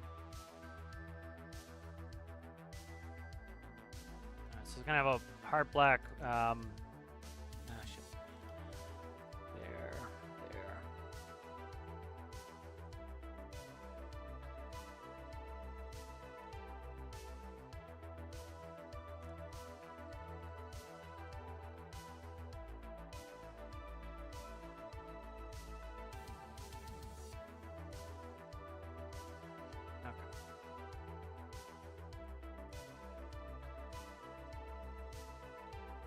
A little bit more detailing on this grill this time, so it's like a little bit more trying to figure it out.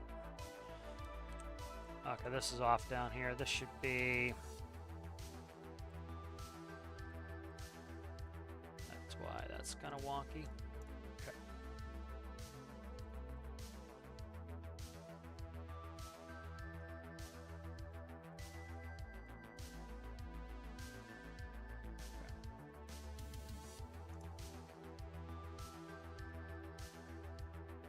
There we go, I'm digging that.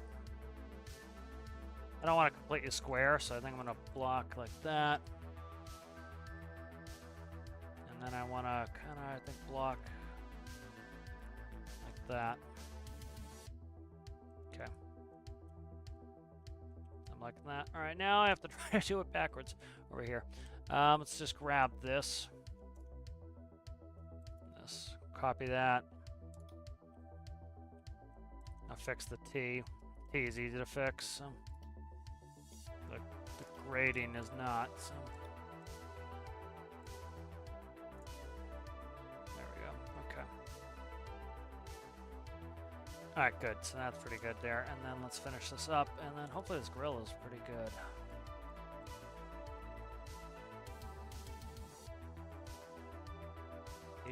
These meet up together. That it needs to be shuffled.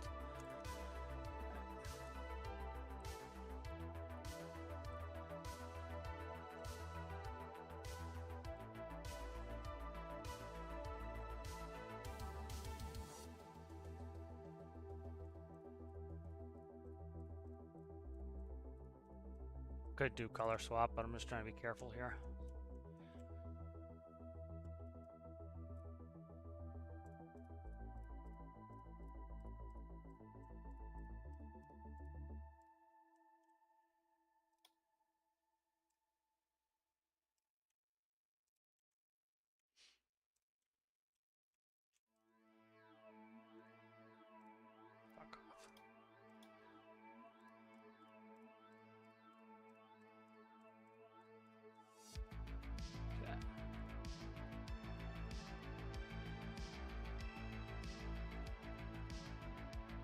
Kind of supposed to be look like a little bit of grading, and this one's off, so this one needs to be adjusted.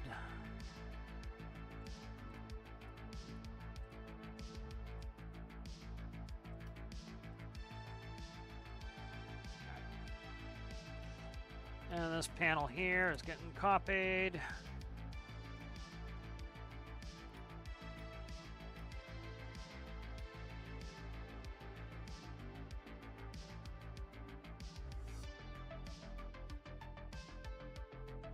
I'll be, you suck, come on, stay in the lines there, guy.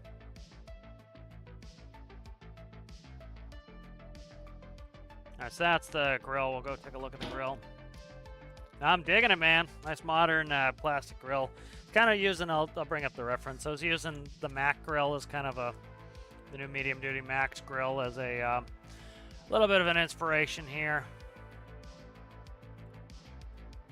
You can see, kind of have some shaping in the sides and then grading. So kind of use that as a little bit of a inspiration there. A little bit more modern. Thank you, thank you. I'm just going to throw a color on here. I don't know if this is going to be the color or not, but I very rarely make red stuff. I might throw a red on here. That Mac looked really good in the red. It's a good contrast color for it. So.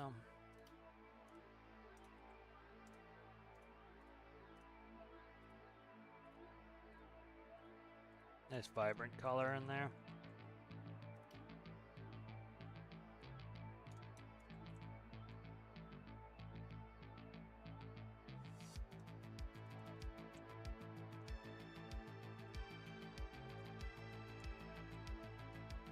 And then these are going to be directionals. That's why I put them there, is to remind me that's directionals.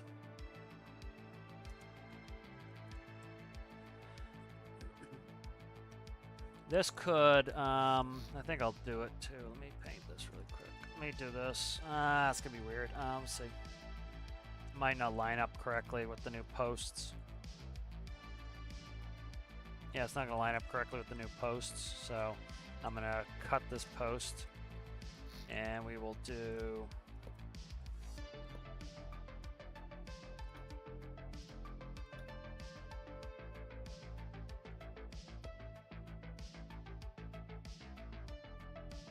like that.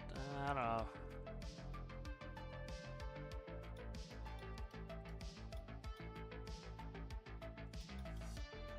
Yeah, I think that's better like that. All right.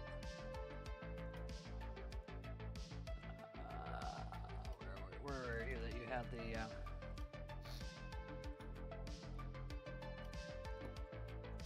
Could make a 1x3 post on there, but... oh, fuck off.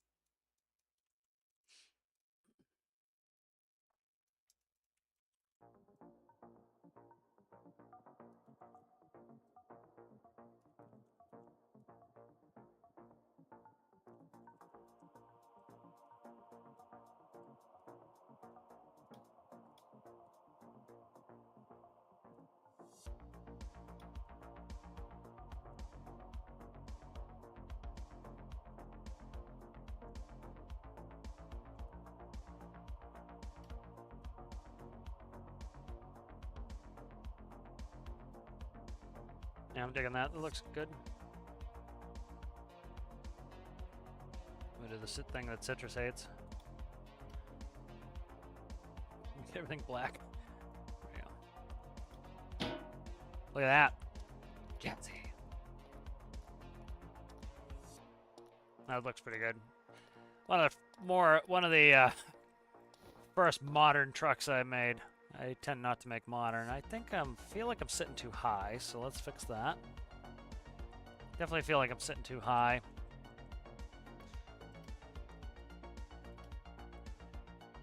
There we go. And then I can push this into the dash too if I need to, but I'm gonna probably bring the dash out around it.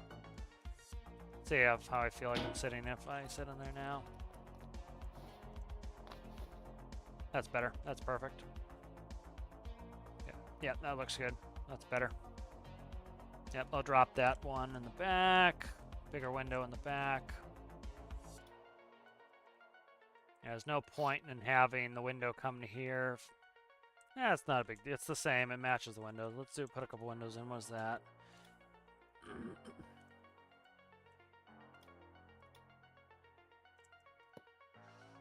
Okay.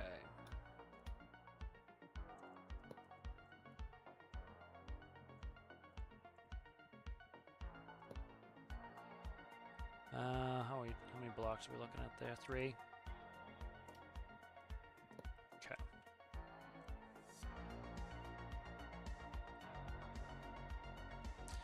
And then I'll do a 1x3 here. And I'll XML window and a windshield in there. And then let's see, we need floor pan in here.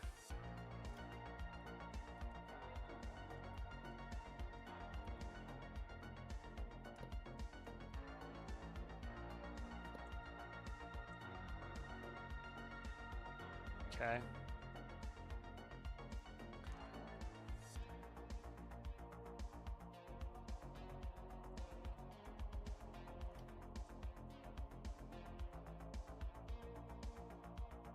Passenger seat, there it is. Okay.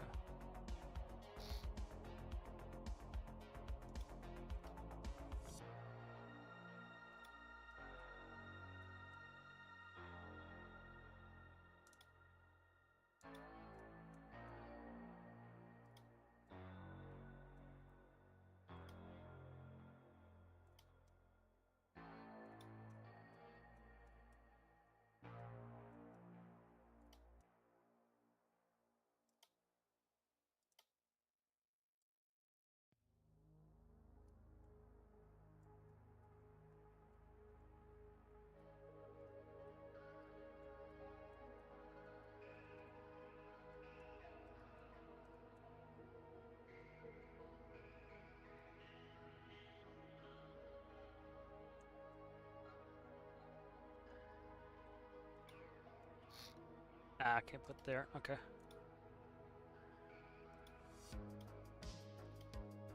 Give me the paintbrush. Good Lord, man.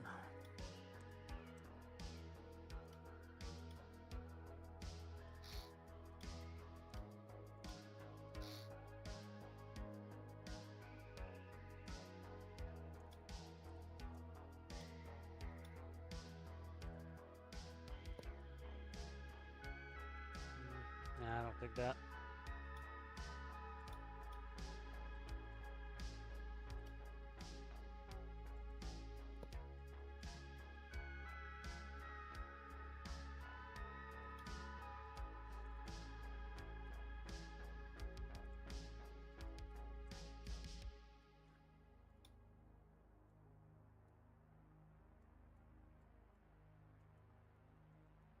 Nah.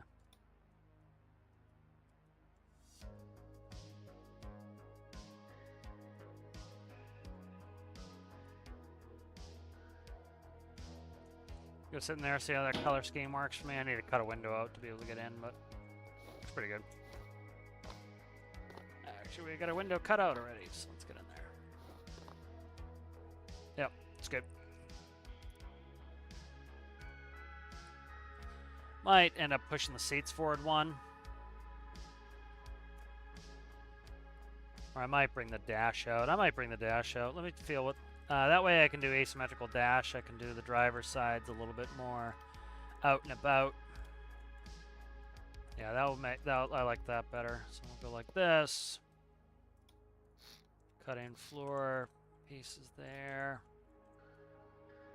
Yeah, I like that better. And then, yeah, that's better that way.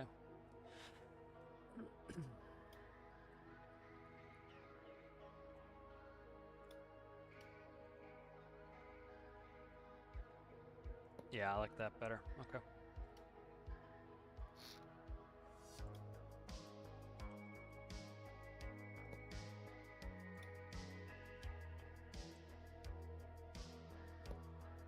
There we go. That's got a good feel to it.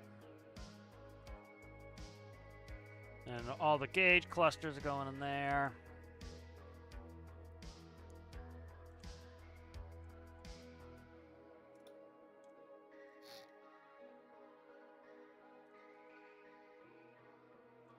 Might go like this instead.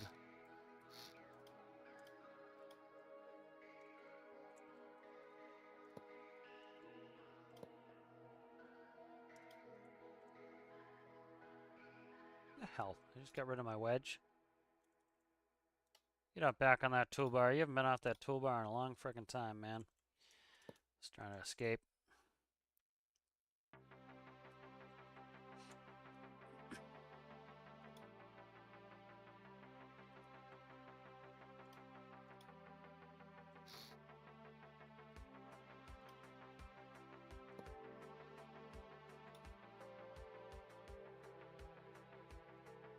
Alright. A little bit more shape to that dash there.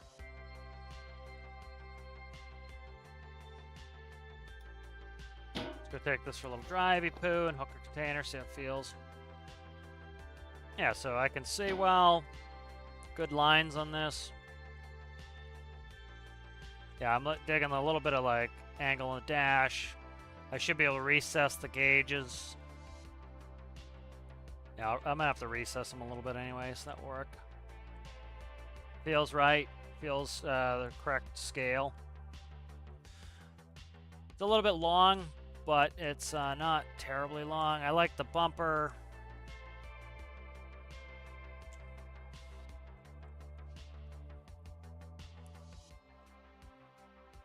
A little bit different than dualies putting on the wheels like that. I can't just get out properly because I have everything else hooked up. Yeah, one of the things I like to do is I like to do this so that it also tells me, you know, like how long this should take people, and to make sure that I'm giving everybody enough time too. You know, if I can, you know, get this done. You know, if I can get this done in this amount of time, you know, how much I know. Okay, well, probably enough time or not enough time. What is this? Oh, that's hidden bumper. Oh, fuck. That's going to fuck me. Okay. I need to fix that. So this hard point needs to come back to clip. So that's not going to work if that hits the bumper. That goes up there. So this, I'm just going to need a different locking system. Not the end of the world. I will cut out the locking system for now. I'll fix the locking system later when I come up with something better.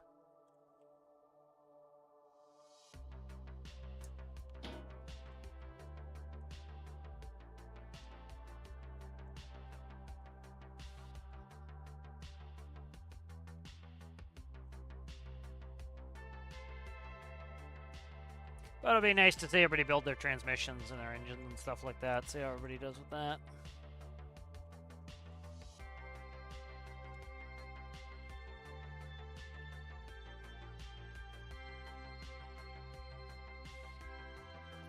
Yeah, I'm kind of digging this build now. So what I'll probably do is I'll probably stream, you know, until I kind of get it done, and then you guys can kind of follow along if you like. And I'll build everything from scratch. Did I not just... Okay. Was symmetry not on? Did I not... Why the fuck? Symmetry was not on. And so I didn't delete the other hard point, and that's going to dick me. So that's friggin' frustrating. Alright, let's spawn it again. So I'll have to come up with a new locking system. It's not a big deal. It's just the bumper is now in the way, so those can't just slide back and lock. So I'll actually put it physically on here, and it will attach to the carriage. So, but I'm liking it. It looks nice and modern. One of the first modern trucks I've kind of done. So usually I do some older stuff.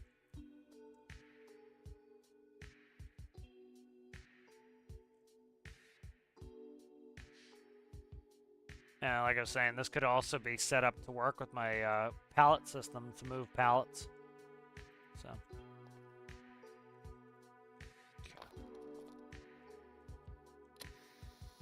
All right, there we go.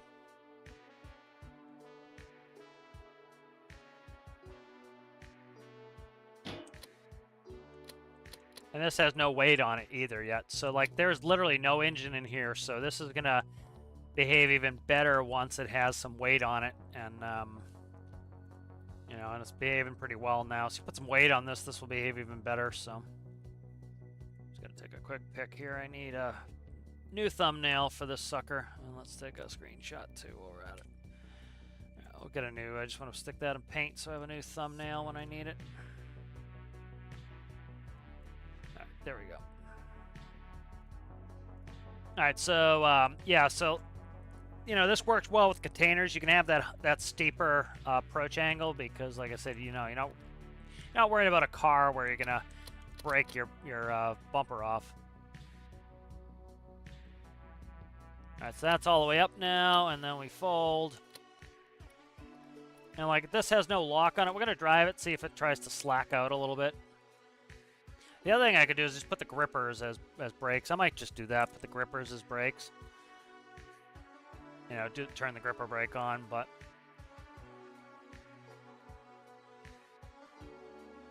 yeah, so you can see this is not that, you know, for a lot of people this is going to be a challenge because they, you know, kind of rely on other people's microcontrollers to build their stuff. And so, you know, for some people I could see this being a big challenge. I don't want to underplay that, but, you know, it's also, yeah, see it's sliding back.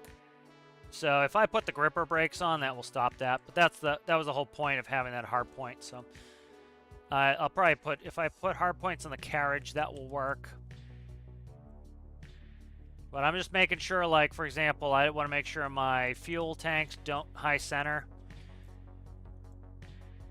because they're currently the lowest point.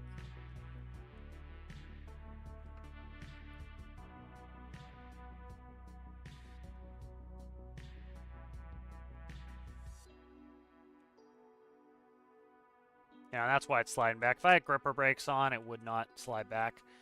But I'll put hard points on there as well.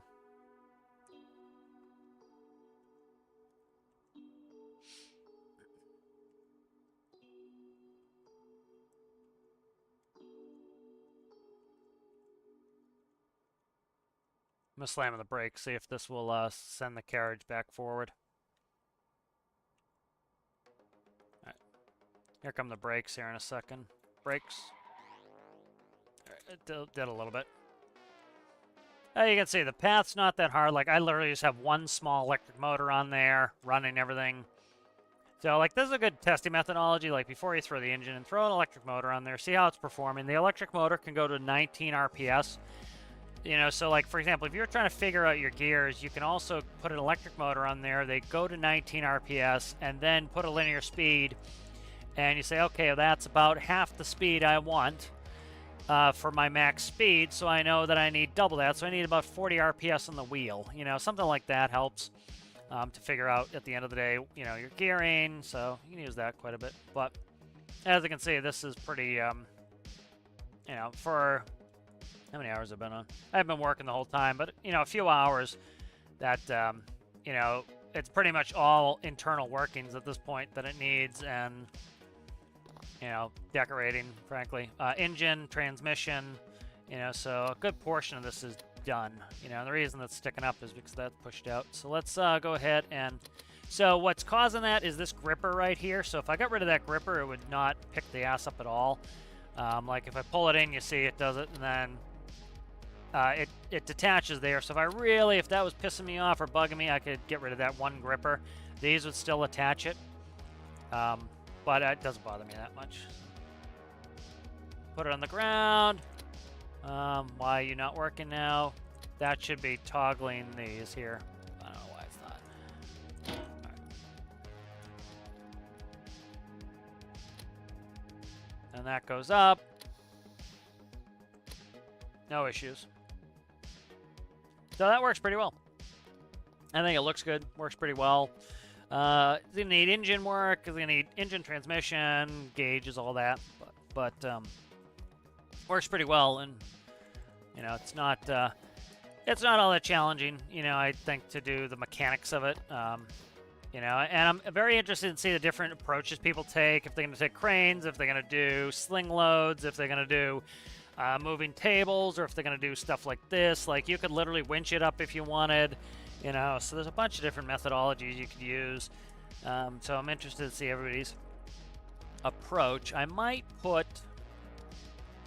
One thing I could do is, this is a little bit on the long side, so what I think I'll do is move this table back a hair, and I'll put toolboxes and the control panel for it there. So let's do that.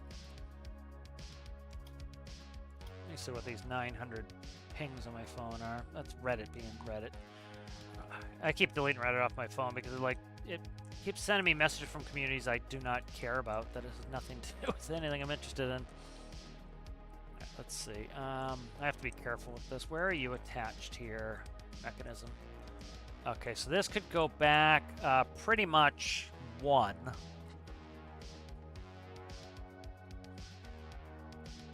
So the whole mechanism could go back 1, frankly.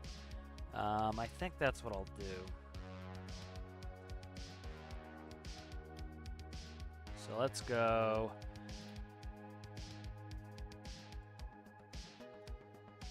Let's save it. I have not saved this at all, really. I've literally not saved it at all, so let's save it. All right, let's take this, let's cut this, and we'll move that back 1. And merge that back up the way it needs to go. So this frame needs to go to here. All right, and then what's everything else hooked to here?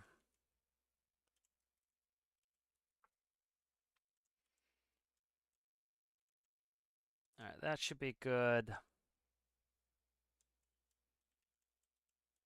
This yellow needs to hook back onto the green table, or the pink needs to hook to the green table. All right, green there. That should be attached correctly still. Yep, that's fine.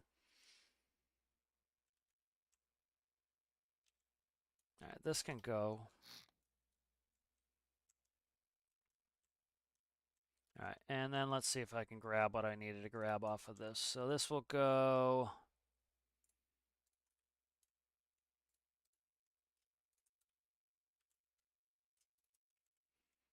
Cut that. What I moved by 1? Try moving it by 2. And I'll delete these to tell me I need to fix those. This will get cut here. Like that. That will go adieu. Let's see, we'll merge up this to the table. Why don't you want to go to the table? There we go, okay. Just being particular. That goes there, all right. And we will cut here for gripper.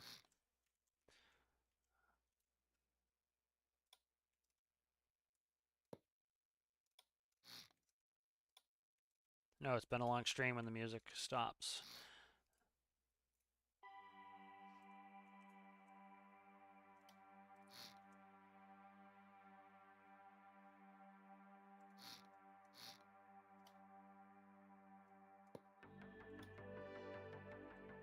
Gripper right there.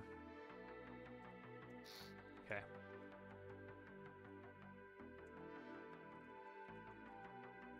And then I'm going to cut this.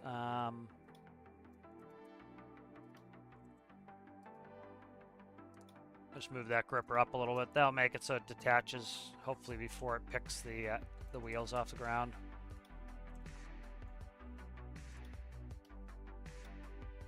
Alright, there we go.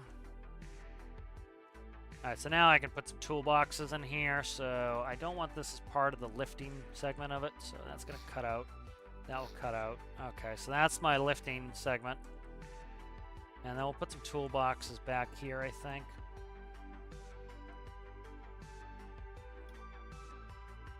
Paint what I need to paint back here. Okay.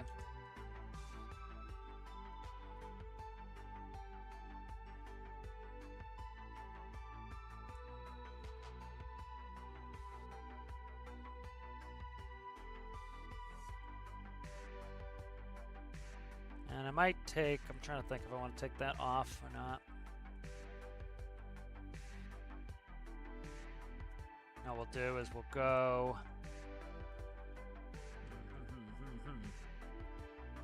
Let's grab some brick here and start working.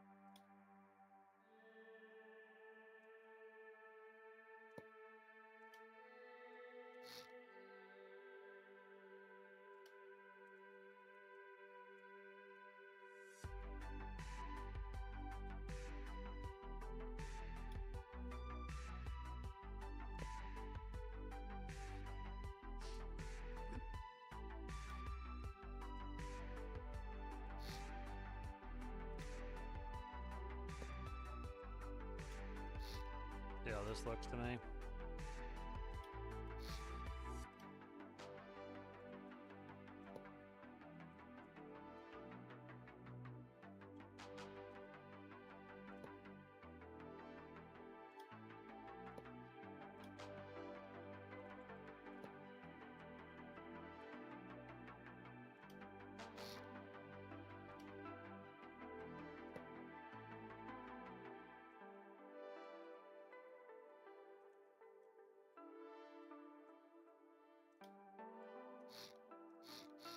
I like it right up against there. Maybe put it, I don't know. We'll have to figure out how I like the protector there.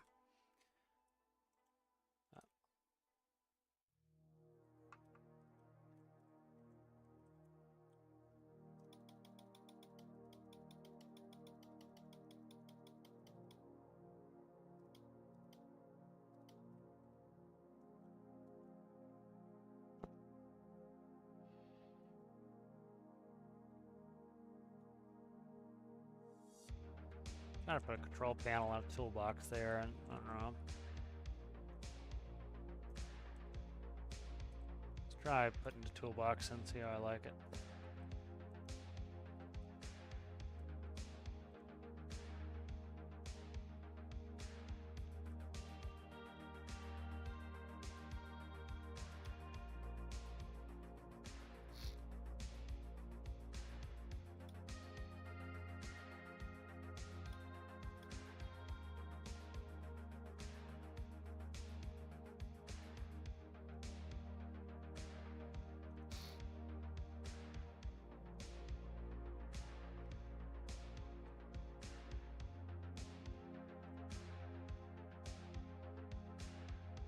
I don't know if I like the toolbox there. Let me see.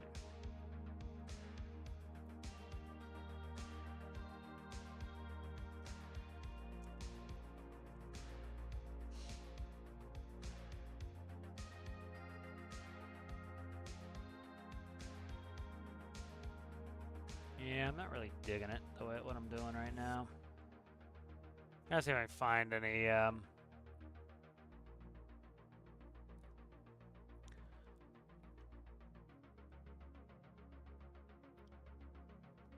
try something to see if I become endeared to this again. Let's go. Try squaring this out a little bit, make it look a little bit more industrial for a headache rack on here.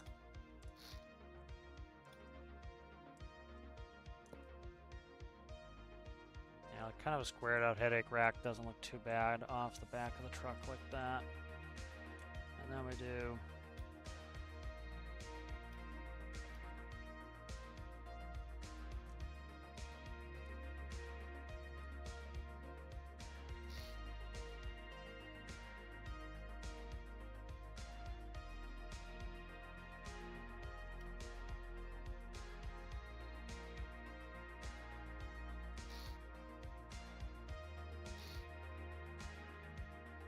yeah, kind of a squared out headache rack's not too bad. I kind of like that. That fixes some of the the weird gapping in that, and then I could still see out pretty well. Let me see if I want to cut this carriage down. Like that doesn't look bad. I have a headache rack in there, and then put a go like that. Yeah.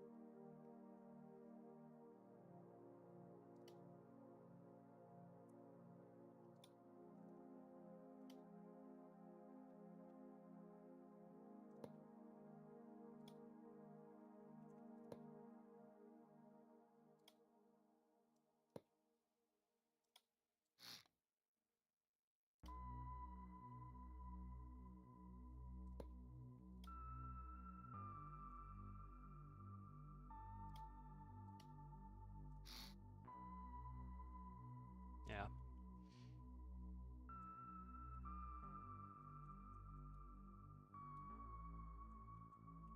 Yeah, there's something simple like that little headache rack there really changes the way it looks quite a bit. Gives it a good, we'll see you later there, Rasmus. Yeah, it gives it a good bit of difference. And then I can put in some, put in a toolbox in here. That's gonna prohibit that. Let's go like this, that.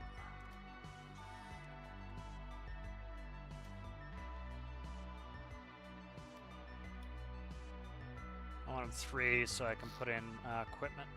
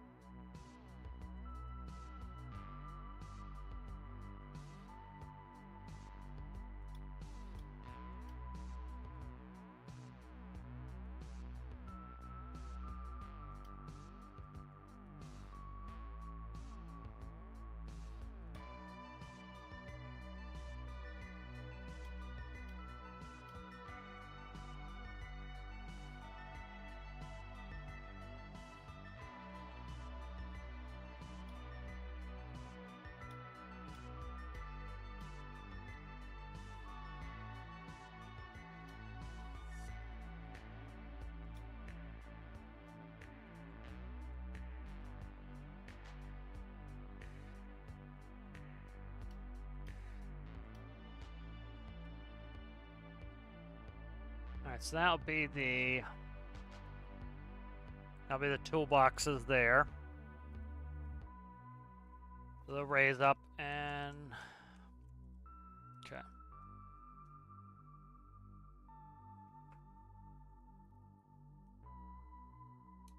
Alright, so one side I want it to be operational, and then the other side will be things that we need. So let's go take symmetry off. Not a fire X. Let's go. Yeah, let's do the fire X first. Fire X.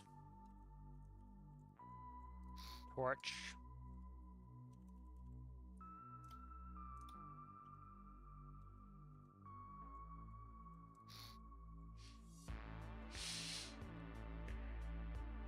And it's going to use a winch in the middle at some point too, but okay, so now we'll go, let's paint this all black here.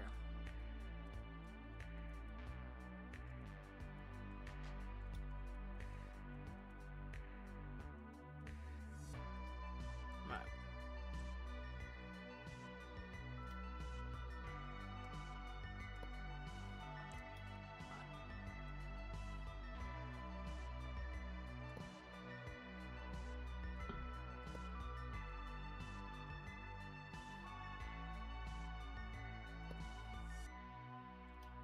Why those? Because I hooked it to the door. Pisser. That's a pisser. Okay.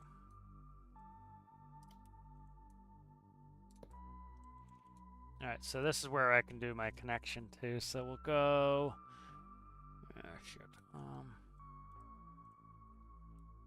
The hell is this sliding surface right there? That can go right there. Perfect. Alright, right there.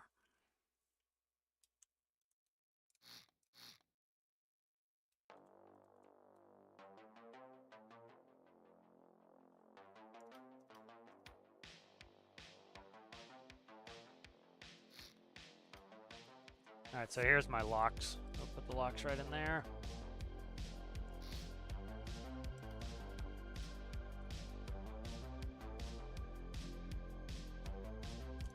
Alright, there are the hard points, and there are the locks.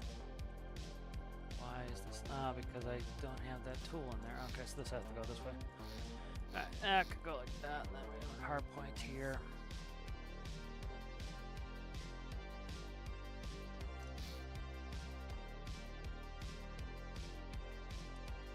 Step in one. All right.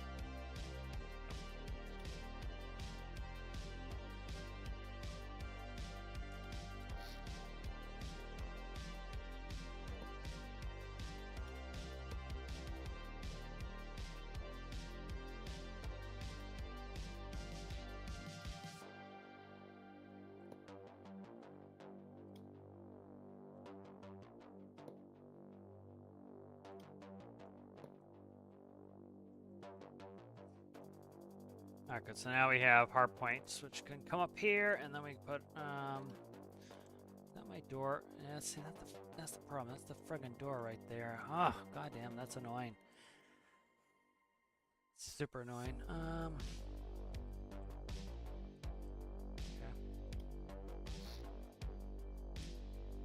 Let's put it right here.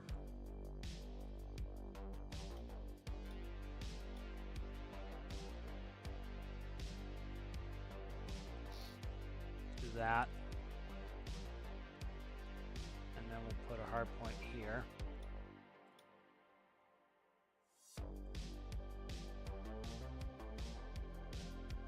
Alright, so that will be the lock there.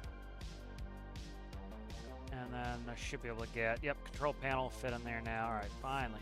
Get that figured out. Why the hell is this one not connected to the right spot?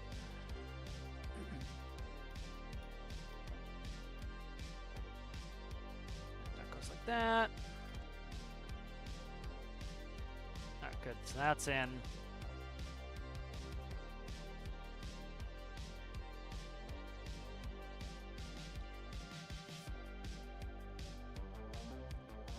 And then I need to put in panels. That means this door is going to have to start in the open position if I'm going to put in panels. So we'll cut that.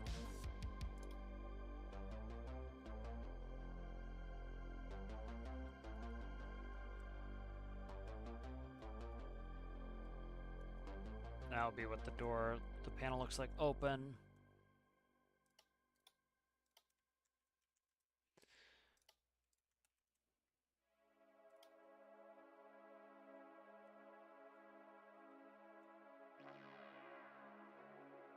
The hell did I just do all that shit for?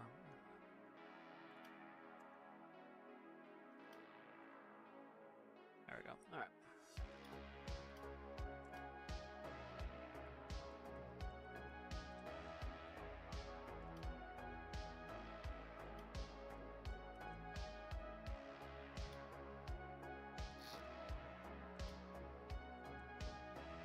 I'm back to symmetry, fucking this door all up.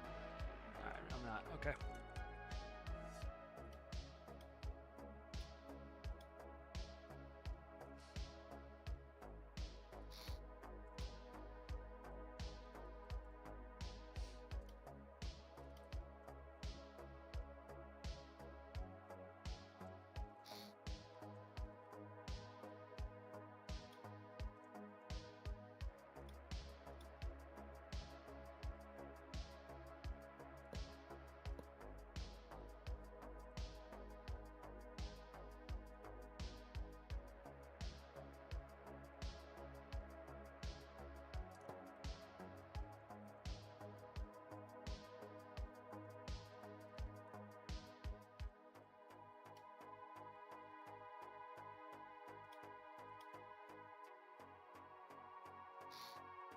Alright, so that's the panel there.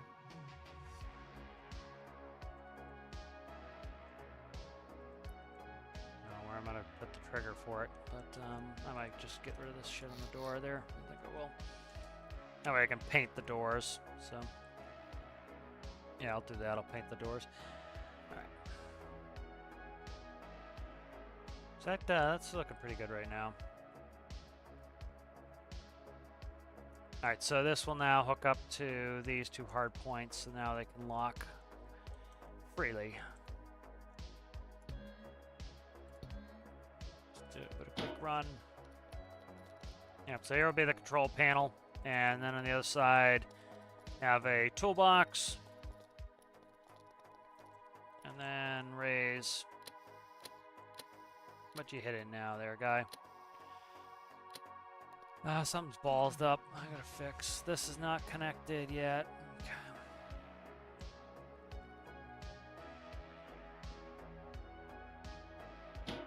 Why that doesn't want to connect now? Who knows? I gotta fix that too then, I guess.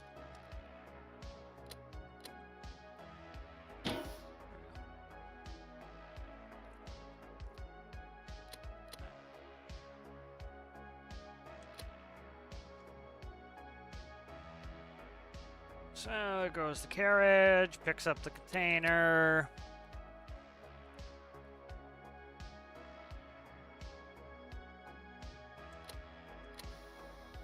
And then we lock it. And now the table is locked and the carriage returns locked. So can't go up and it can't go back. So that should be nice and stable now. And this will have opening hatch for us to do controls. You know what I might do? Might do a rotary door and just have it one panel wide. I don't know. I haven't decided yet.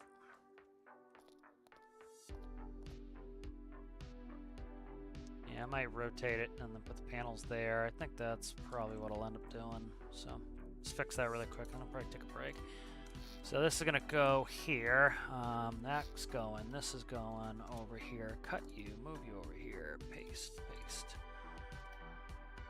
Okay, merge that. All right, then I want a pivot. Robotic pivot right there. Up here, please. All right, that will close on the door like so. This one here, I'm going to take off symmetry and I'm just going to delete this.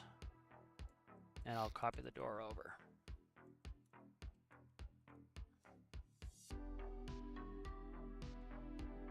Alright, and so I will do a stator, and then we will do a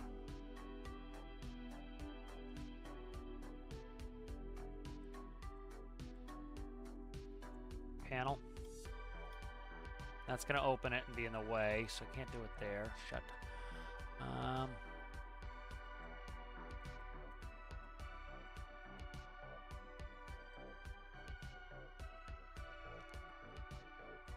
Should be on this side.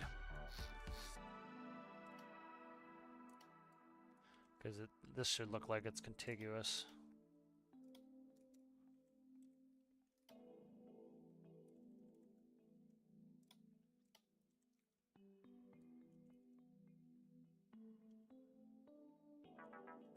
Okay, I'll go like that. This will come down. That's going to open in the way, so I need...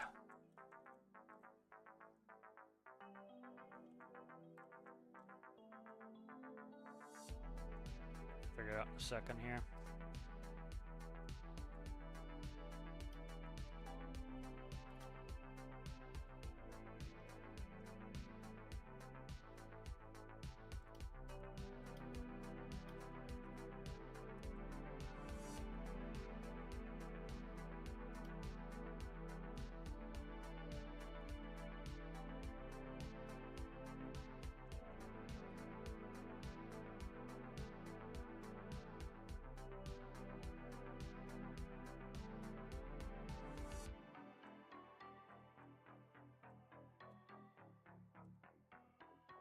Could put it on the door.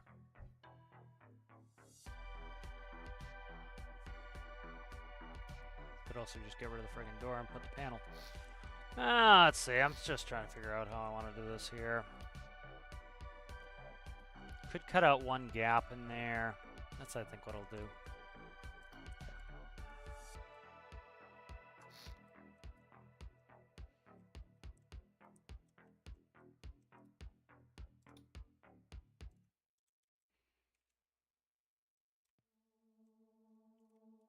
Cut this.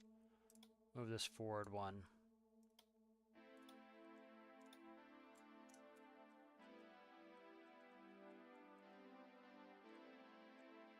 We'll leave a gap there like so, and then we will go like this.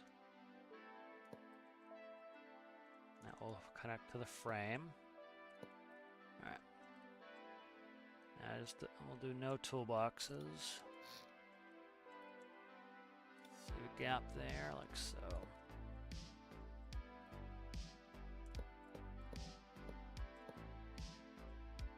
Okay, I think that's better.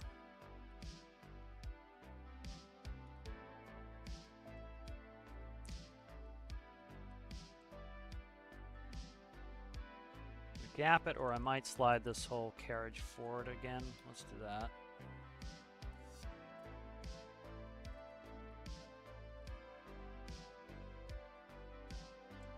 Let's cut that, move it forward one. There we go. Take this, cut that, move that like that.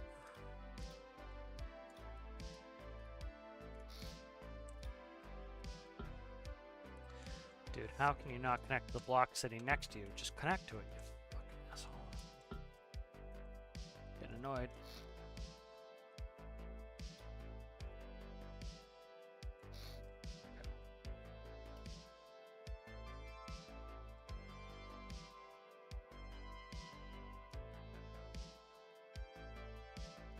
There we go. Alright. That's why it was misbehaving. Alright.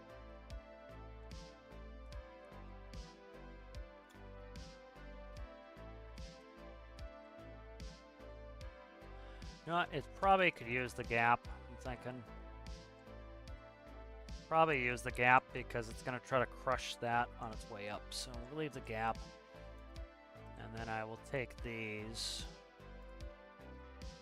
hard points. I'll push them up one, like so.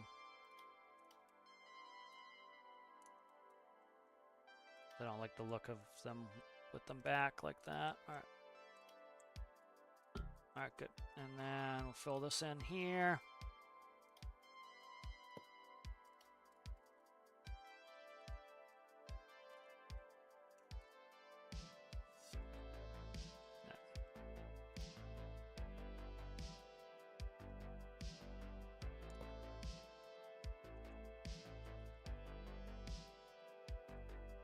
Alright, and then I will add like that. Add some detailing on that with these wedges here.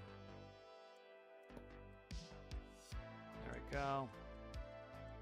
And then on top of the hard points, I will put, if I can orient them correctly, 1x wedges. There we go. That looks a little bit industrial there. I like that.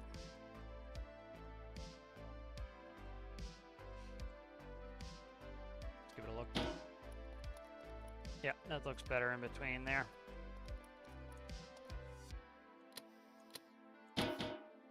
Make sure this all functions correctly. Yep. Nice.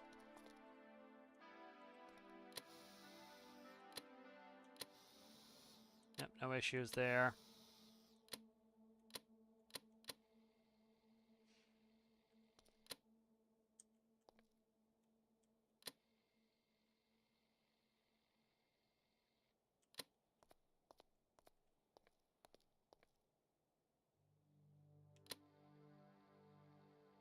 And we'll click on the locks.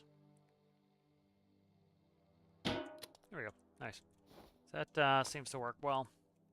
The mechanism is working well. I like the look of it now. I think I'm just going to put a control panel right on the side here. So you would stand here and control it from there. I like you'll be able to look and see through the transmission because it will look like a floating cab.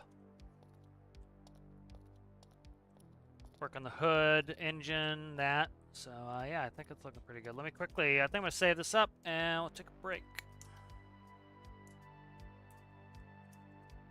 But yeah, so not too bad. That was, so the video's been going for 4 hours, but you know, I was doing other stuff to start with, but let's say 4 hours on it. So 4 hours on it, not bad. You know, plus I was doing some other stuff, so this, not too bad of a time frame. I think this should be pretty good to be able to do this. You know, so I think people should be able to get this done in a reasonable amount of time. So if anybody has any issues with that amount of time, let me know.